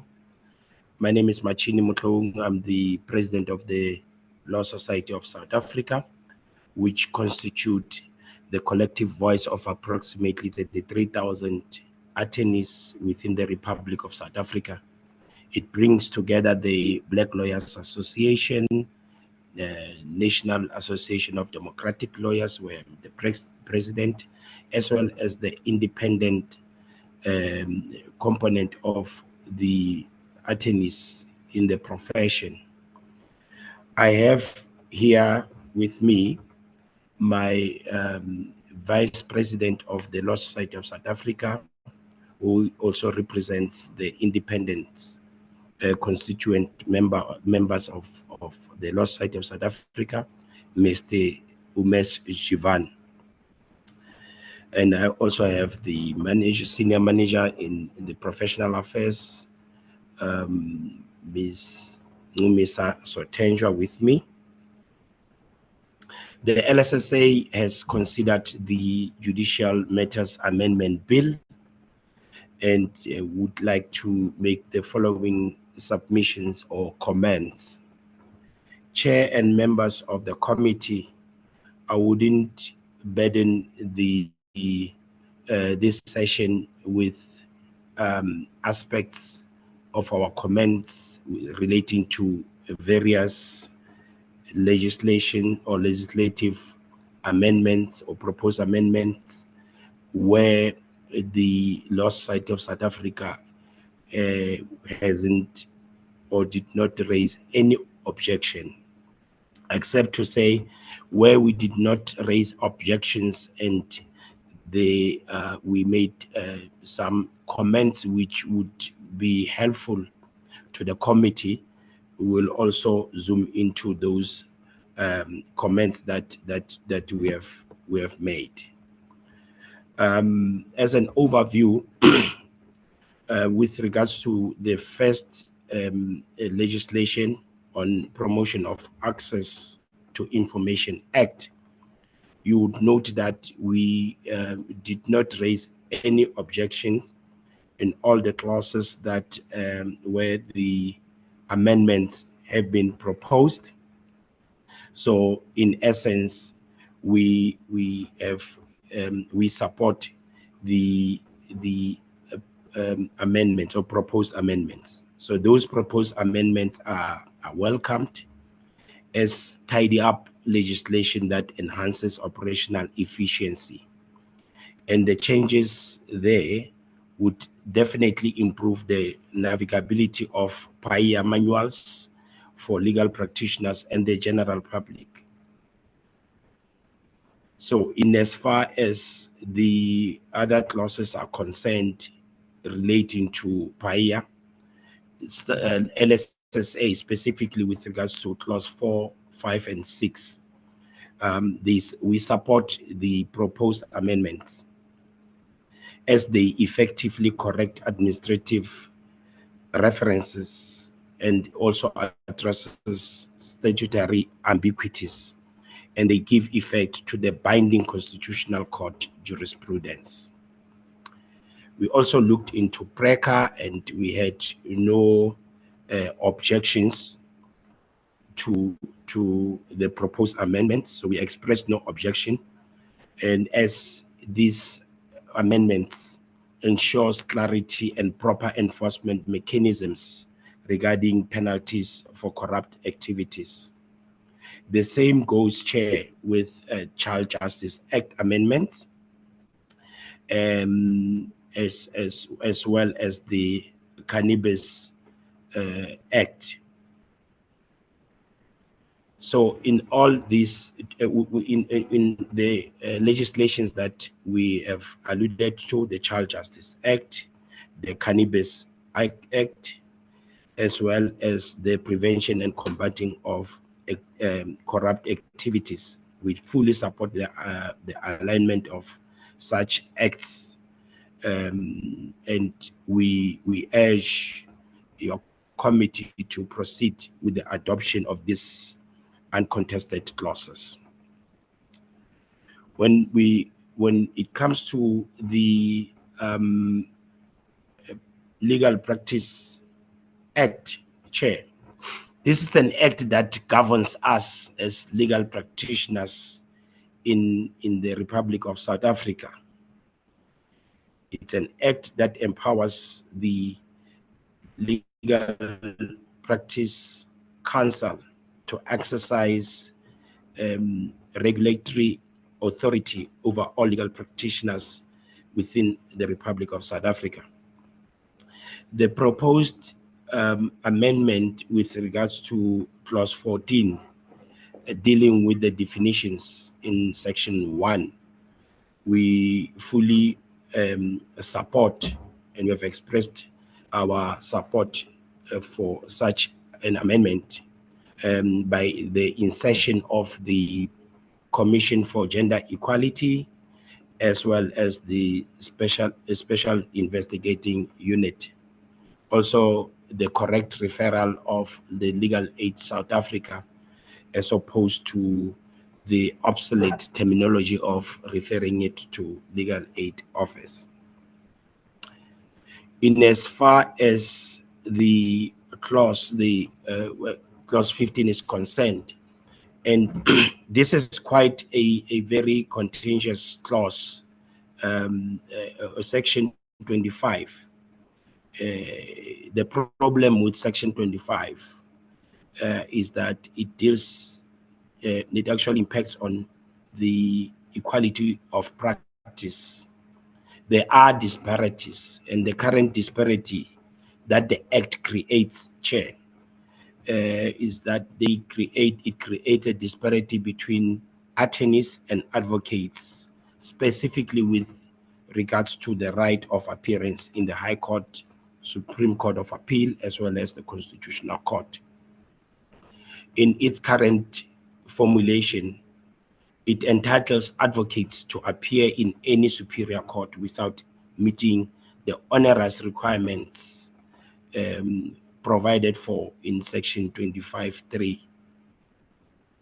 With regards to the attorney's right of appearance, in as far as this is concerned, it will be remiss of me not to address you in line with the decision in the matter of Khomotso Ramalepe and Anada versus the Minister of Justice and Constitutional Development and others. This was a matter that was dealt with. Judgment was delivered on the 14th of May 2026, and the Gauteng Division of the High Court declared section 25(3)(a) of the Legal Practice Act unconstitutional for arbitrarily requiring a 3-year waiting period for attorneys to appear in superior courts. And the court found the limitation to violate equality and freedom of profession rights, prompting a referral to the Constitutional Court and requiring expeditious legislative action by Parliament to amend the Act. So it's quite clear there, Chair, that if you look at this section, it actually heightened the barrier for attorneys and the historical context of this, you'd appreciate that we had the Right of Appearance Act 62 of 1995. And in terms of that act, Chair, the attorneys previously acquired High Court rights if they were in practice for a continuous period of 3 years or possessed an LLB degree. Now, with regards to the current onerous test, the new onerous test provides that or requires all of the following: 1, years of practice and an LLB degree. So the erstwhile legislation, which has been repealed through a dichotomy between years of experience, so it could either be years of experience or possession of LLB degree. So this has heightened the barriers to accessing the profession. And furthermore, it adds another layer of a qualification, which is you need to now successfully complete a formal trial advocacy training as an attorney in order to qualify to have a right of appearance in superior courts. So the proposed interventions would do away with the mandatory trial advocacy training requirements and will also remove the artificial barriers to entry or to entering the profession. If you zoom into clause 15, which deals Chair with the oversight on foreign qualifications, the current framework imposes stricter, more expensive burdens on attorneys to acquire right of appearance certificates than what was previously required, while entirely excluding foreign decreed attorneys. So our position is that the amendment of clause 15 should be such that it should permit attorneys with foreign degrees to apply for High Court right of appearance. With regards to section 25(2)(b), and this is an objection that we raised, Chair, the proposal is that there has to be there is a provision granting an automatic right of appearance in any court to a legal practitioner, whether practicing or not. That is the proposal. But this insertion contradicts the foundational definitions outlined in chapter 1 of Legal Practice Act. So under this act, a person may only practice if they are duly admitted and enrolled on the roll of practicing legal practitioners. And the legal practitioners in terms of the act include both or covers both attorneys as well as advocates. So there has to be a clarification with regards to the practicing status. And this is our recommendation, that a legal practitioner who is not practicing cannot be enrolled to practice. We strongly object to the proposed section 25(2)(b). The eligibility to appear in court must remain strictly tied to an active practicing enrollment to maintain professional and regulatory standards. Because, Chair, it goes without saying that once you are a non-practicing legal practitioner, the exercise of authority over you by the regulator, being the Legal Practice Council, is very much limited. Now, if we open the right of appearance in our courts to legal practitioners who are non-practicing, who are on the role of non-practicing. That in itself will expose the practice to a substantial risk. Chair, this is how far we took in as far as the Legal Practice Act is concerned. And in closing, as it will appear under the consultation hearing that the bill was drafted in consultation with various entities and bodies, and the Law Society of South Africa does not appear amongst those listed bodies. The LSSA chair considers its role and participation in the legal profession as key and instrumental role as the collective voice of the attorneys profession. I alluded to the number of attorneys who we represent as LSSA. And it is thus somehow a concern that as LSSA, we're excluded from the consultation process. It is further stated that the bill was not subjected to a broad consultation process. Since the proposed amendments are primarily of a technical nature and to remedy constitutional defects where there is already a reading in, the LSSA considers some of the amendments as more than just technical. And this is clearly demonstrated by the submissions we have made, particularly on the Legal Practice Council. This chair will conclude our presentation in as far as the proposed amendments are concerned. I'm available to take questions from the floor. Thank you. Thank you very much, President. Members, can we indirect to the presentation? Honorable Swart. Chairperson, thank you very much to the Law Society, to the President for the insightful input. Myself as an admitted attorney but non-practicing, I fully appreciate the concerns that the President has indicated where a person in my position as an admitted attorney who is not actively enrolled would just appear in a court without any oversight from the Legal Practice Council, or in this case, as an attorney, the Law Society. So I strongly understand and support his concerns in that regard.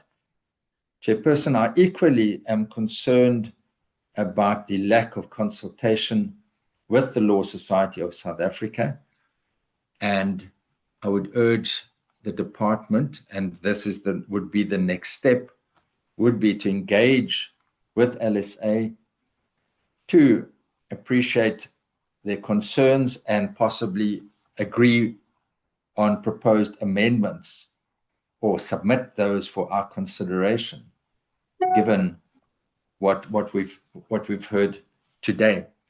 Chair, the only other point I'd like to make is the President correctly refers to the recent High Court case, which has an impact on the constitutionality of provisions of the Legal Practice Act.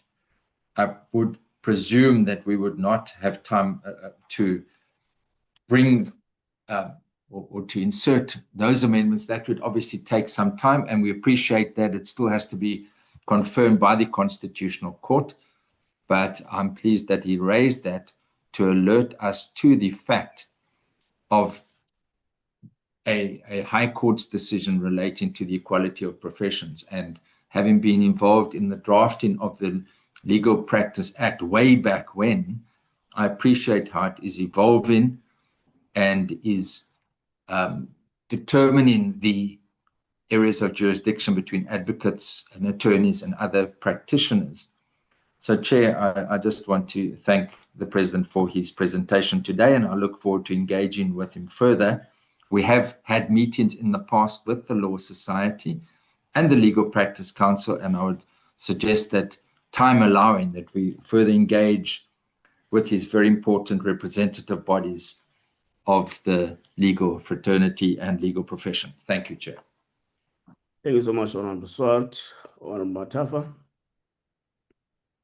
Thank you very much, Chair. Let me join Honorable Swart in appreciating the presentation from the Law Society chairperson, and also maybe Chair align with the observations made by Honorable Swart.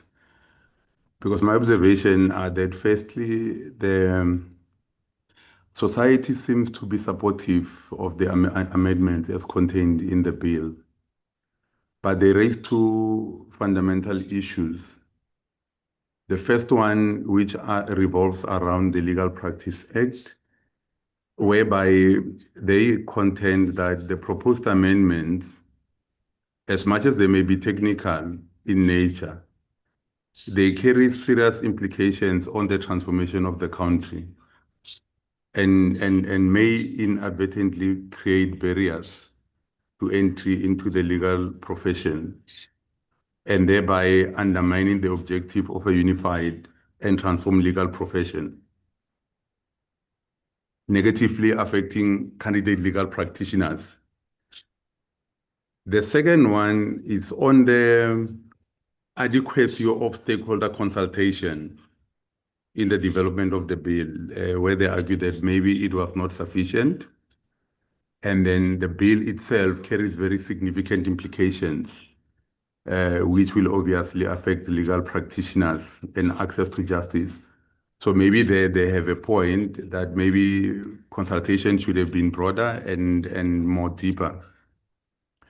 So maybe just to enrich the discussion further, in my view, I may have one or two questions just to check on some of the arguments by the LSSA. For example, on their view that the current requirements imposed on attorneys to obtain rights of appearance in the superior courts may be more onerous than those applicable to advocates and may be inconsistent with the transformation objectives of the legal practice. Has the LSSA, or can they elaborate rather, on what specific legislative amendments it would recommend to ensure equality between attorneys and advocates, especially as it relates to their rights of appearance, but while at the same time maintaining appropriate professional standards and safeguard for litigants? Because professional standards or high level of professional standards are key in this particular profession. And Chair, the second one is around the concerns that the LSSA raised, that the proposed provisions regulating the extension of practical vocational training contracts may unfairly disadvantage candidate legal practitioners, especially in circumstances involving abusive work environments, suspension of principles of or labor disputes.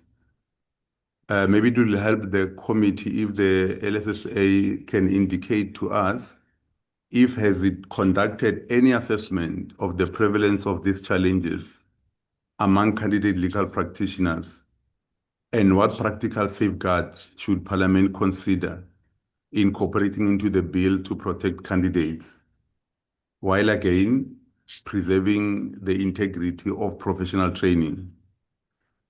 Those will be the questions that I have, Chair, but once again, let me appreciate the presentation and the participation of LSSA in this important matter of legislative amendments. Thank you very much, Chairperson. Thank you, Ormani. Thank you, Chair. Firstly, let me also extend my greetings to Ndate Mutlou. I've got quite a few questions, Chairperson. But in the interest of time, I'll probably skip others. Firstly, maybe on the issues of the rights of appearance. The LSSA argues that the requirement for advocacy training is an unnecessary barrier to attorneys obtaining rights of appearance. So the question is, what evidence does the LSSA have that removing this requirement would not negatively affect the quality of advocacy? Sorry about that. Would not affect the quality of advocacy before the superior courts. That's the first one. The second one, I think Tata Matafa has covered me, or Matafa has covered me on the second one. Trying to switch off this phone at the same time. Yeah, sorry, Chair.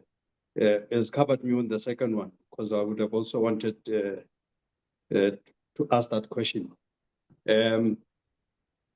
So the other question I want to just check is that the LSSA argues that the current framework is anti-transformative. So the question is, can LSSA provide empirical data showing how many attorneys have been denied the rights of appearance because of the current requirements, and what the demographic impact has been? And then on the question of non-practicing legal practitioners, just a couple of questions. The one, the LSSA opposes granting rights of appearance to legal practitioners who are not on the practicing roll. Now the question is, how does the LSSA distinguish between a non-practicing legal practitioner and a legal practitioner employed by the state, academia, or a Chapter 9 institution who may not be practicing in the traditional sense? The other question is would the LSSA support a limited right of appearance for non-practicing legal practitioners in specific circumstances, such as constitutional litigation, public interest litigation, or representation of state institutions? And then, Chair, on the category of, say, candidate legal practitioners, the LSSA contends that the proposed extension provisions may conflict with labor legislation. Question is, has the LSSA obtained any formal legal opinion supporting that conclusion? And then, can the LSSA provide examples of the types of abuses or unconducive working conditions that candidate legal practitioners experience under the current system? And then last but one, Chair, the LSSA recommends allowing candidates to choose an extension period of between 6 and 12 months. And the question is, how would this proposal ensure adequate supervision and quality control during the extended period? So the last question, Chair, is that the LSSA supports expanding community service opportunities through Chapter 9 institutions and other bodies. In its view, or in the LSSA view, what are the biggest remaining barriers preventing young Black graduates from entering the attorney profession? Thank you, Chair. Thank you, the President. You have covered me on the last question, Ormany. President? Thank you. Thank you, Honorable Ngola, and I've been flooded with a lot of questions. I'll try to crisply respond to them, and in the event that there are some residual issues, members can just alert me so that I can revert and touch on those. Thanks to Honorable Swart for those comments with regards to our participation, particularly the need for a more intense engagement with the LSSA. It's quite prudent and crucial that LSSA is kept engaged at all levels where the issues of the profession is at play, and there's a need for the voice of the profession to be heard. In as far as the evidence is concerned with regards to trial advocacy and how will that in a way impacts on the transformation of the legal profession, or shall I say the onerous requirements set out in the Legal Practice Act, to what extent does that impact on the transformation of the legal profession.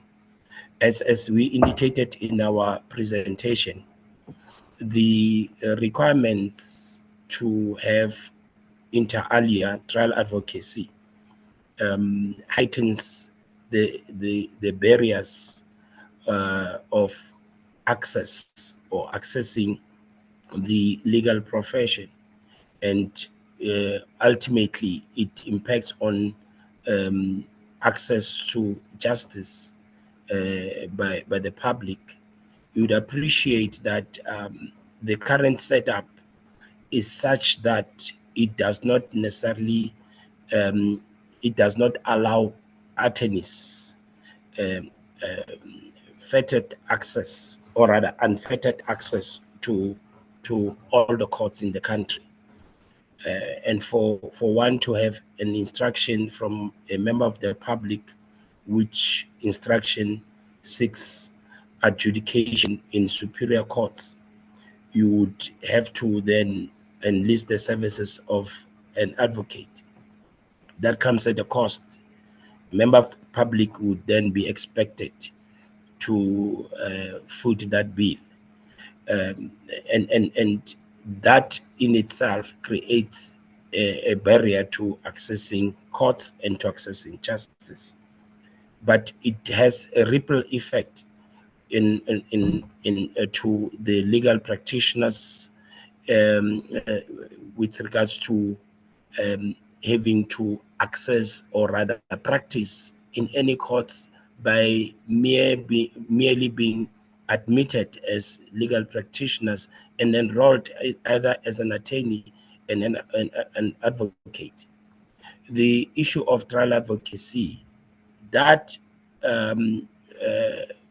aspect of training is catered for in the program of articles of clerkship in the practical vocational training. It covers that.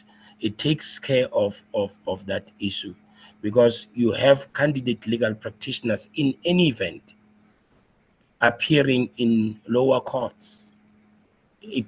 That actually enhances the skills of candidate legal practitioners who are later to become admitted attorneys. It enhances their trial advocacy skills. So to expect them to then be subjected to a further trial advocacy training, it actually creates the barrier that is superfluous.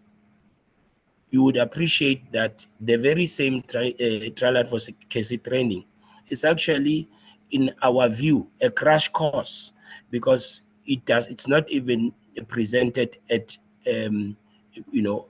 extended period. It's only presented for period of a week.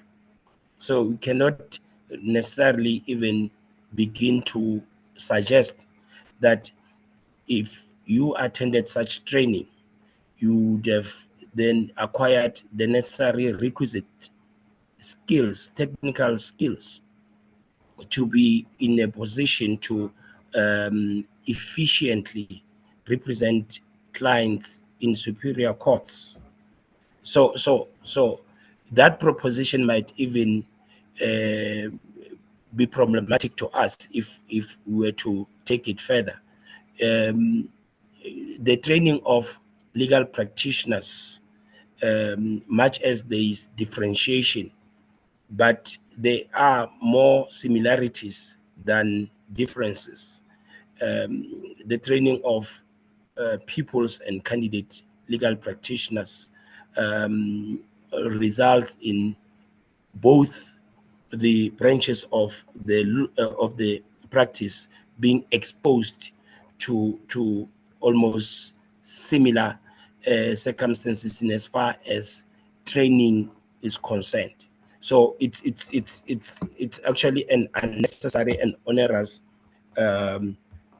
requirement to then expect legal practitioners to even consider a trial advocacy training. So that in itself, and if you look at it on the other hand, honorable members, you would appreciate that majority of the entrants into this profession continue to be black and continue to be black women, and in that space, if you look into the intake of entrance into the advocates profession compared to the intake of attorneys into the practical vocational training space, there is more intake in attorney space,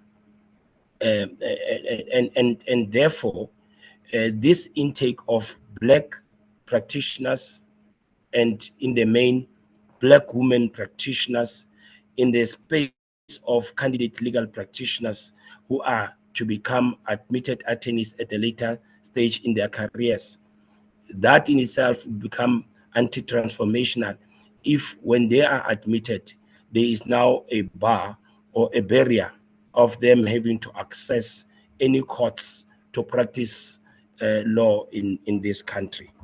That in itself it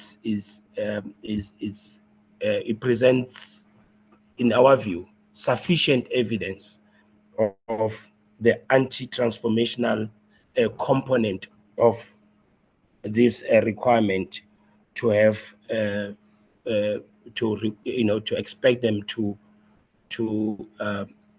undertake or undergo trial advocacy training. In as far as the practical vocational training is concerned, particularly with regards to the period that the candidate legal practitioners are required to serve a period of 2 years. And we have been, and the challenge here is that there has been a lacuna between the time or period when this candidate legal practitioner would have completed the practical vocational training, the period would have lapsed, and the period when this candidate legal practitioner will have to stand and wait for admission. You'd appreciate that the requirement is quite tedious and for lack of a better word, bureaucratic, in that you would have to then draft your application for admission. It has to lie for inspection for a certain period of time. And in that space, the candidate legal practitioner is sitting at home without any title. Or if this candidate legal practitioner is employed, he or she would not have a right of appearance, would be reduced to a paralegal or a clerk in that law firm. So that creates a problem.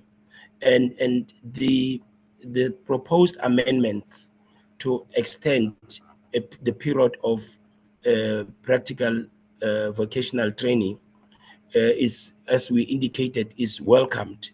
But the pliability of that provision should be taken into account. It shouldn't be an obligatory or period where we say rather you should serve a specific period for you to be for the extension of your contract. So we are of the view that our candidate attorneys should be allowed to elect an extension of a minimum of 6 months. So that should be an election from the candidate legal practitioners, and the maximum period of 12 months. So in our view, as we indicated, if we are unreasonably being prescriptive in as far as this extension is concerned, it will in a way have unintended consequences. The prescriptive nature of having this period of extension will have unintended consequences.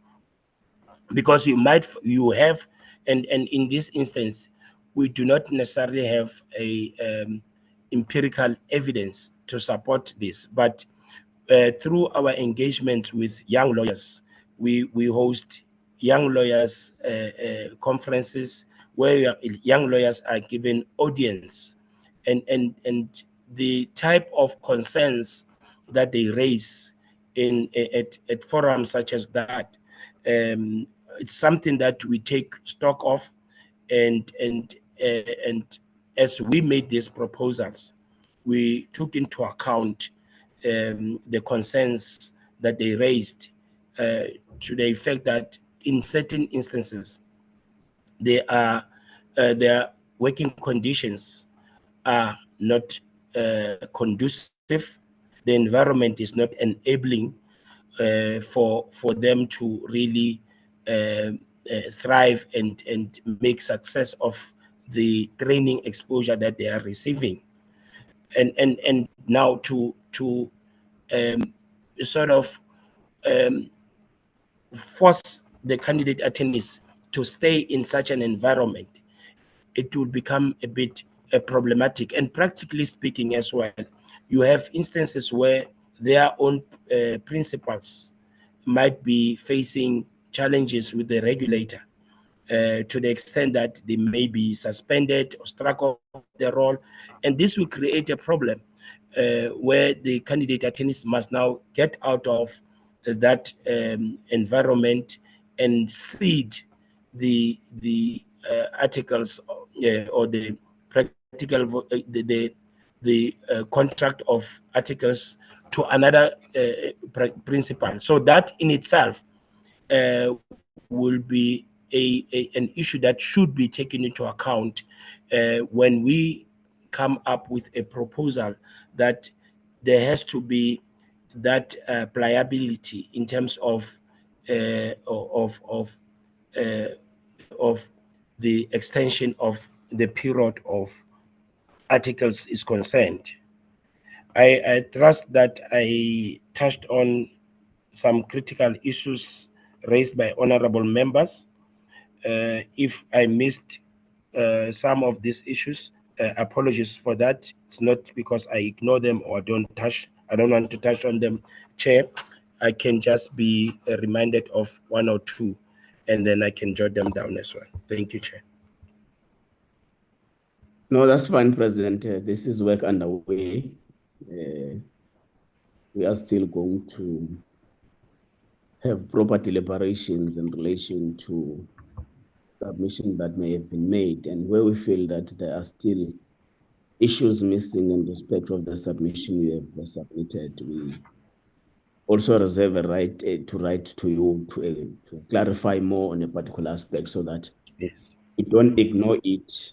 Gandhi, it's a very important aspect of provision in the development of this legislation. The President, we wish to thank you and your delegation for taking your time out of your busy schedules to ensure that you assist Parliament to be able to develop a legislation that speaks directly to the problems that are engulfing the people. Because part of what this process is important about is that we don't do or develop a legislation just on the basis of developing it. We do it on the basis of guiding, governing, and rating the daily operations of our people. And it would be amiss of us if we don't do this rigorous consultation so that we're able to get a clear understanding and the lived experiences of the people to whom this legislation will affect mostly. We also are proponents of active citizenry. We always wish to ensure that we broaden our consultation and our engagement with the relevant stakeholders every time. Hence, you hear that members are even suggesting that we must have a meeting with both the LPC and LSSA to discuss a range number of issues, including transformation, including access to the profession, was the part of what we're discussing. So we need to constantly have those meetings. Of course, we would have long had an intention to do so. We had long had an intention to even have state attorney, all the legal bodies and the department to deal with issues relating to the briefing patterns. But work of parliament, when you adopt this program, the next day you are called to an impeachment committee, an ad hoc committee. You are there for 6 months. So the ad hoc committee, for example, has disturbed entirely the plan the committee had. Was it took 4 members of the committee. It took 7 members of the staff complement of the committee. So it was completely inoperational. So a number of developments do derail our work, but we intend to have more of close working relationship with all our stakeholders. So in those ways, President, we wish to thank you and your delegation for having come to Parliament to make this presentation. We'll make a consideration of the issues that you have raised. We may agree with them in whole. We may agree with them in part. We may completely disagree with them in full. So those 3 possibilities. So thank you very much, President, and the delegation. Okay. Thank you so much, Chairperson Ngola, and to all the honorable members of your committee. We really appreciate the opportunity, and we welcome the commitment to further engage on these issues. Thank you very much. Thank you, President. You are excused. Thank you. Thank you. Will the Secretary can get the regulator?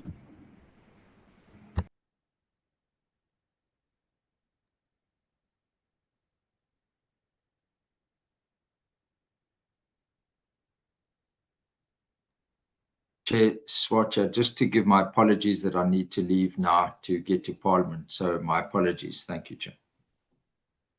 Thank you, Honorable Swart. Thank you so much.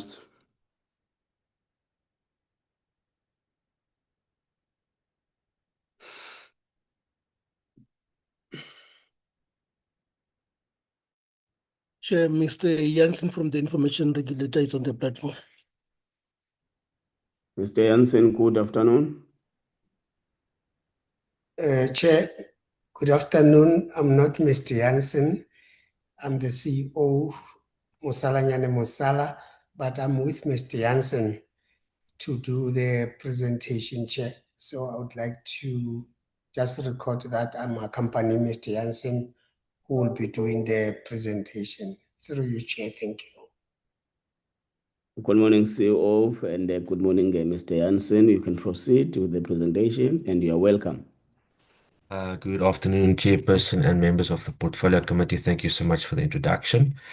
Ms. Matabula from the Information Regulator is assisting us to share and flight the presentation, which is also shared with the Secretariat this morning for distribution, Chairperson.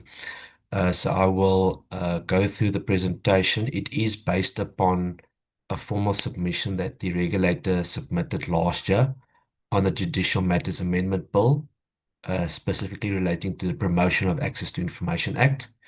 So there is one submission that the regulator made based upon the PAIA legislation.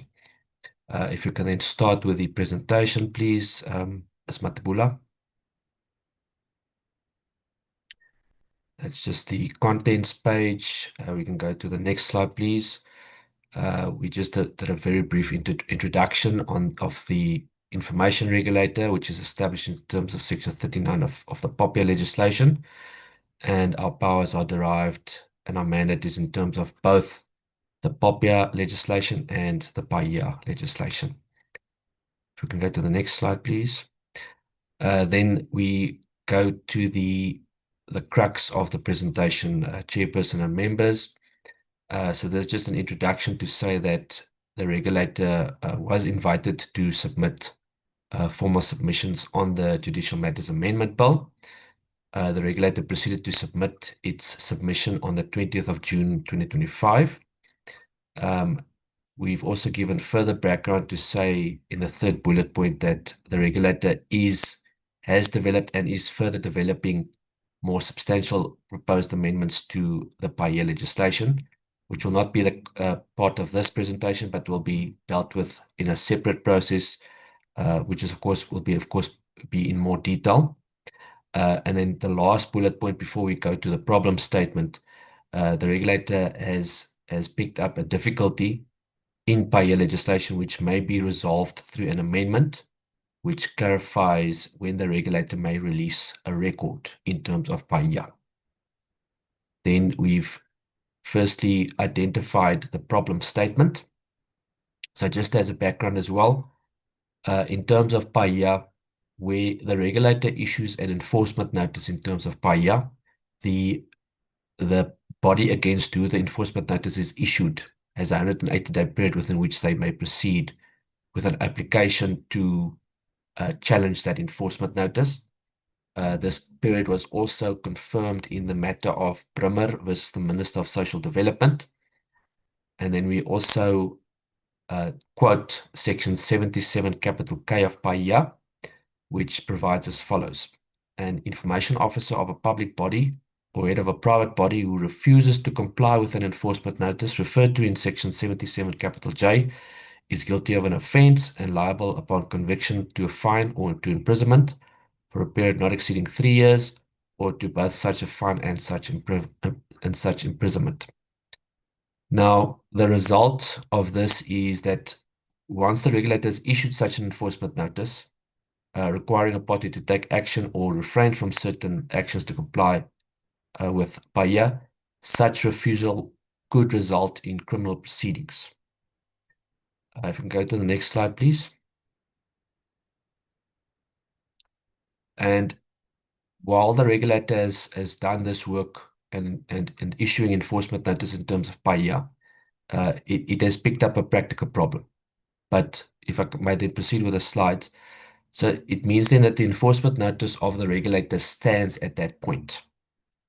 Very importantly, if the record holder then simply ignores the order, in this case the enforcement notice, and either does not bring an appeal or indication in writing that they will appeal, but takes no further steps, the regulator's order then has no further immediate consequences in relation to the record. In other words, the enforcement notice is in place, but the records are not physically disclosed to the requester. So the requester is still in the same predicament it had before when it submitted its complaint to the information regulator. The regulator must then approach the South African Police Service and lay a criminal charge, which the regulator has done in some matters. And then the third bullet point, regulators of the view that the above was an oversight. At the point at which the appeal period lapses, then the record has been subject of an order for release by the regulator and should be released. So that is the problem statement, and the regulator has come up with a possible proposal to cure this lacuna in the legislation. So the regulator then proposes the addition of Section 78, subsection 5 for clarity, and which could read as follows. When the period of 180 days has lapsed and no application had been brought to court for appropriate relief in terms of Section 78 subsection 2, Section 78 subsection 3, or Section 78 subsection 4, the information regulator may then release the record to the requester. The regulator is of the view that the above addition will cure the lacuna currently in PAIA. This is where there is non-compliance with an enforcement notice, and the regulator proceeds with a criminal charge in terms of Section 77 capital K. The record will then remain unreleased to the requester if the above lacuna is not addressed. If we go to the next slide, please, and that is the end of the presentation for the information regulator, chairperson and members. I will then pause there for any questions or comments. Thank you.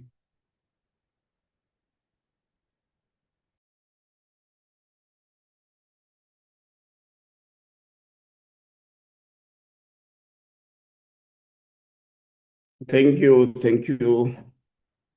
Members, can we interact with the presentation?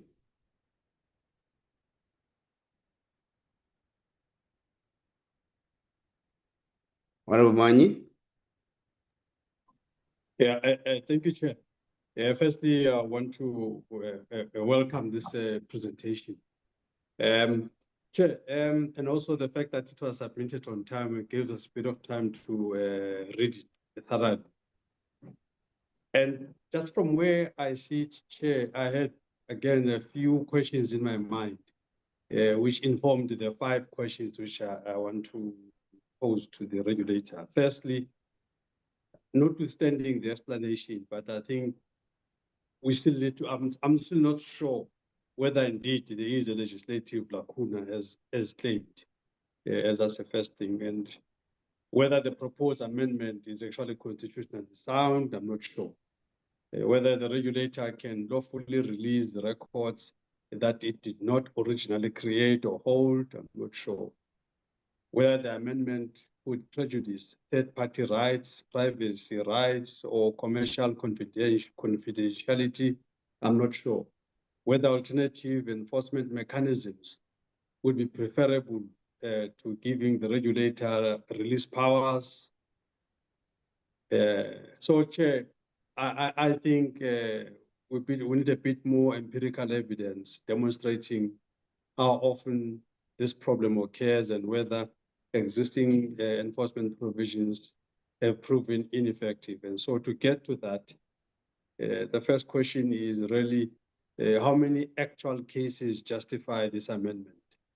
The submission refers to a few cases where criminal charges were laid. Can the regulator provide the exact number of cases, the nature of those records, and evidence that the current PAIA framework is materially prejudiced the requesters? Secondly, on what legal basis can the regulator release records it does not own? Worried about this. Once an enforcement notice becomes final, why should the regulator acquire the power to release a record held by another public or private body? What constitutional or statutory principle supports transferring that authority to the regulator? I think this is quite a central legal question on this one, Chair, but the regulator will respond to this. And then thirdly, how will third-party rights be protected? Chair, if the regulator releases a record after the appeal period expires, what safeguards will exist for affected third parties whose privacy, commercial interests, or confidential information may be implicated? The fourth question, Chair, last but one. Why is the strengthening enforcement not a better solution? Instead of empowering the regulator to release records, has the regulator considered amendments that make enforcement notices executable as court orders or impose strong administrative penalties for non-compliance? The last one, Chair, whether is the proposed amendment consistent with PAIA institutional design? PAIA currently distinguishes between the role of the information holder and the role of the regulator. So would the proposed section 78, subsection 5, effectively make the regulator both adjudicator and executor? And if so, how does the regulator address concerns about separation of functions? I think this really just talks to the architecture of the PAIA itself. So I think that's really the questions for me. And maybe just finally, whether the proposed amendment strengthens ordinary citizens' constitutional rights of access to information, or does it primarily create administrative convenience for the regulator? You know, what evidence exists that citizens have been denied access because of this specific legislative gap? That's me, Chair. Thank you. Thank you. It looks like that's the only hand. Mr. Jansen?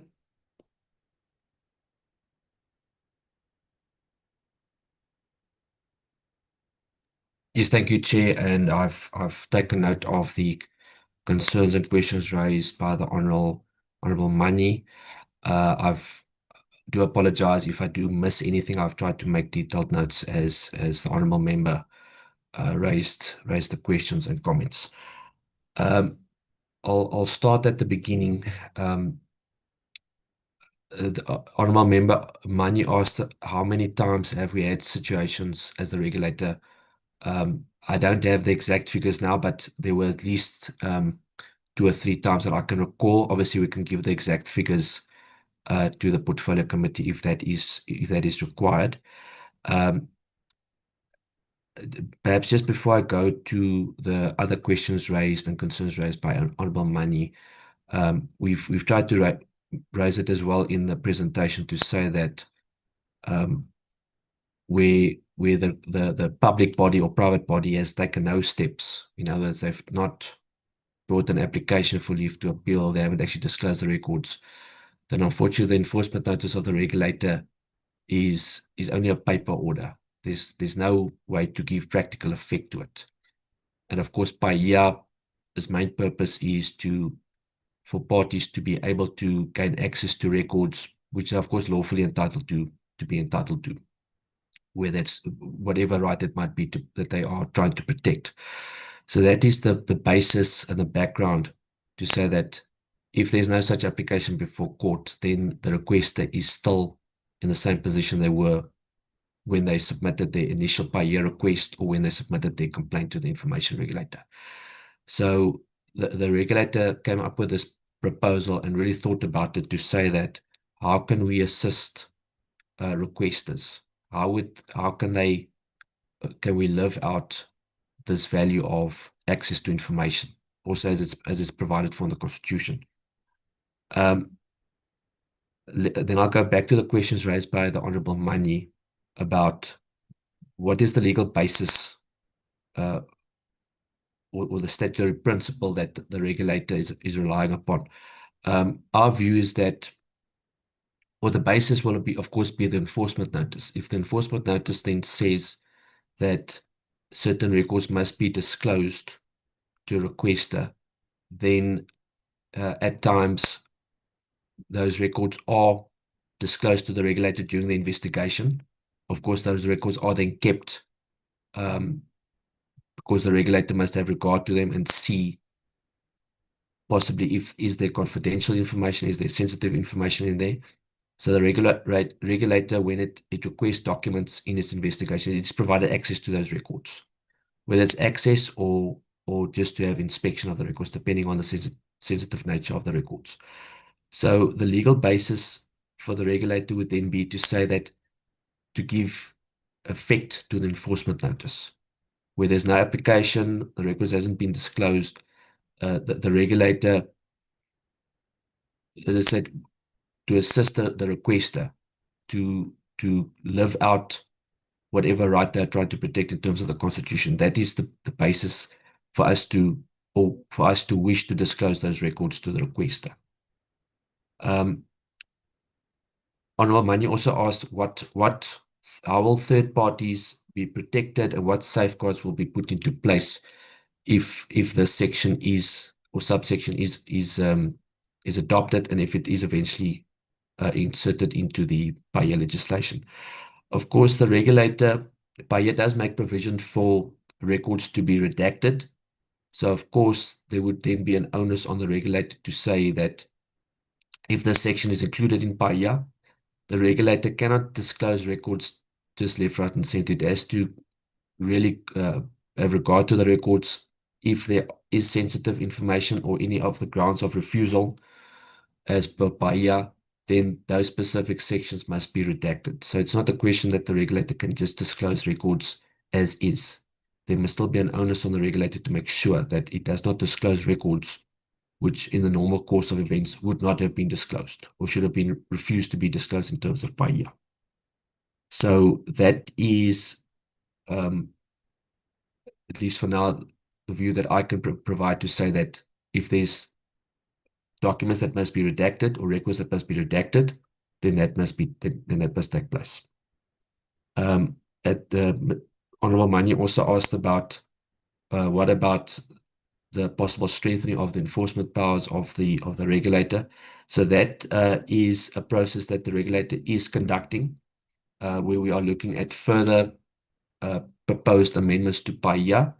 Of course, the Judicial Matters Amendment Bill, at this time, we've proposed this one addition to the legislation, but we are considering and looking at what other ways we can improve our enforcement powers in terms of PAIA, which in certain places are quite weak. So we are looking at that, and we have come up with some draft wording, but of course that is still an ongoing process.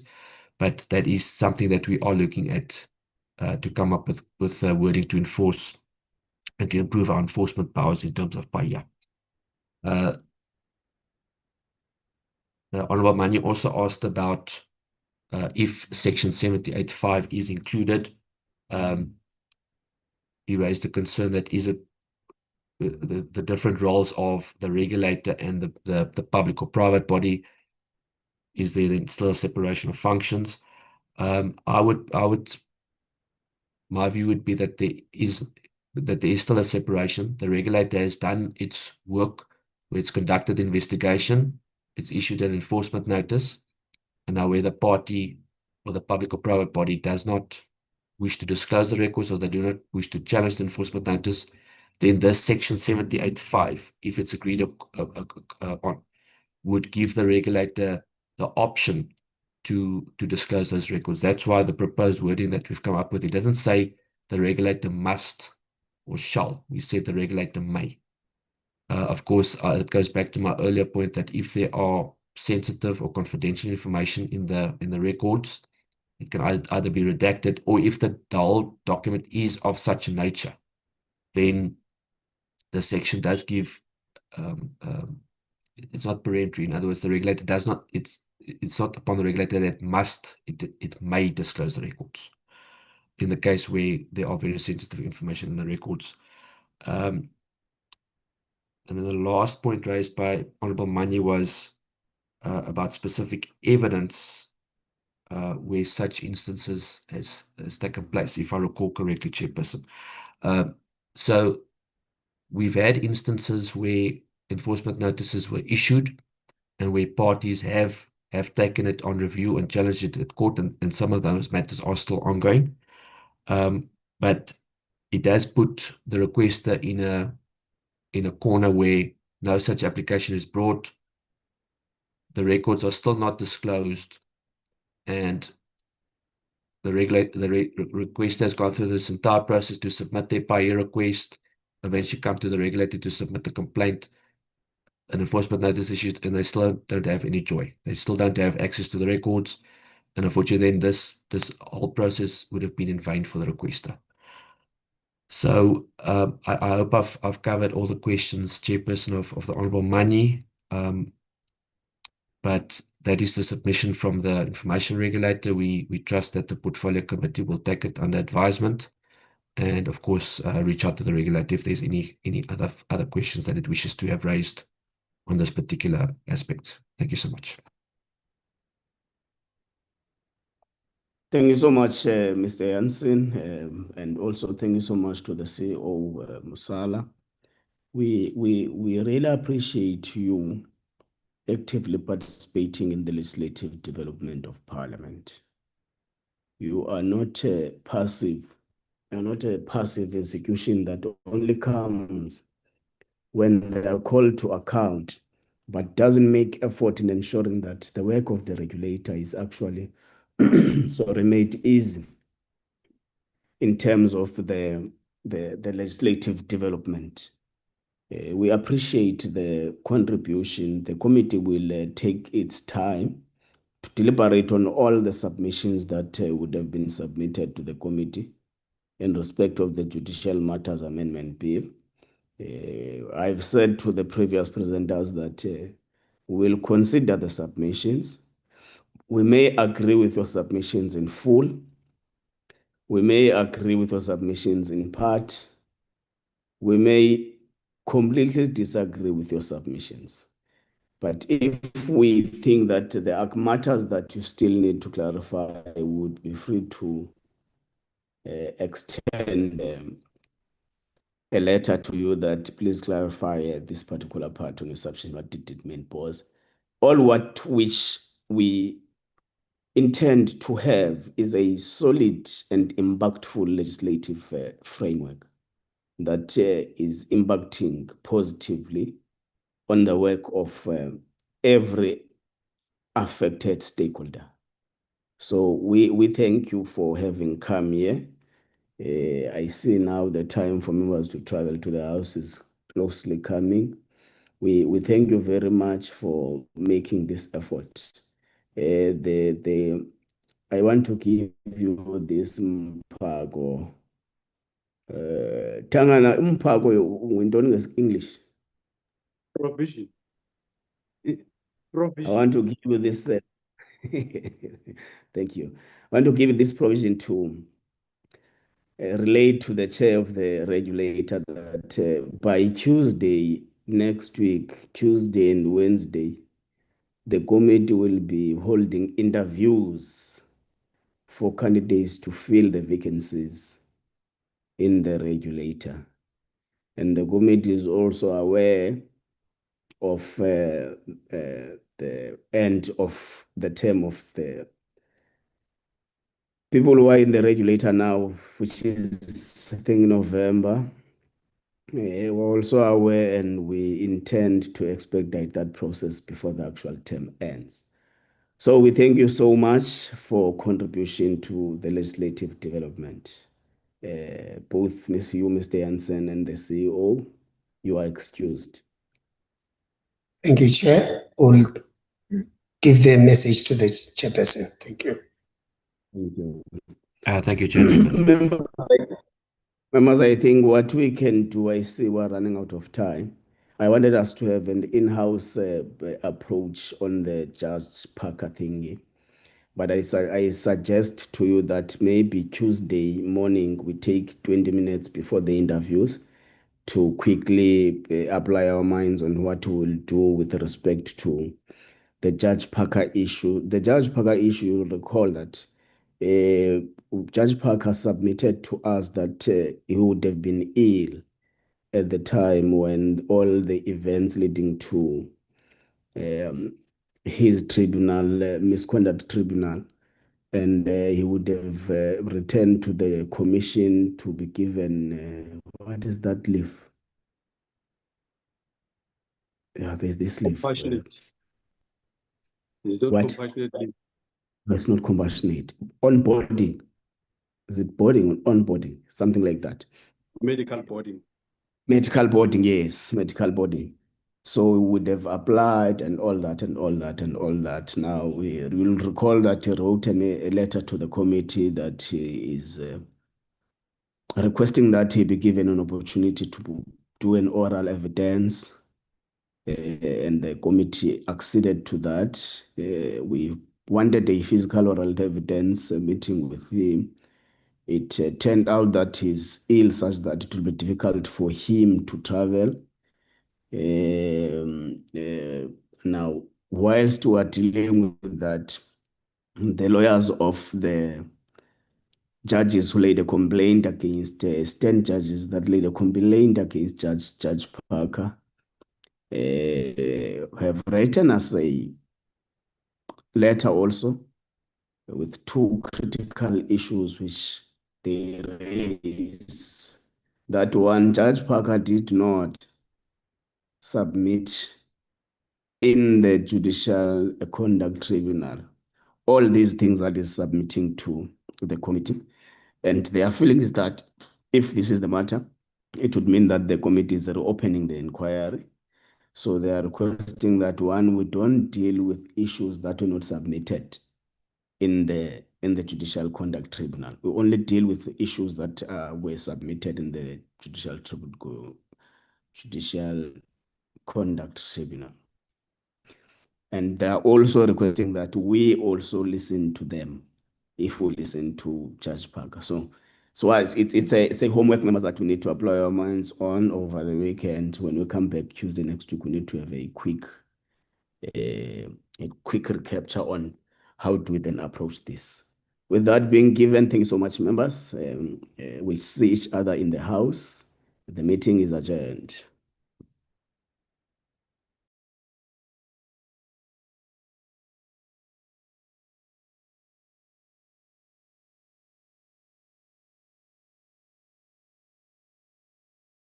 Recording stopped.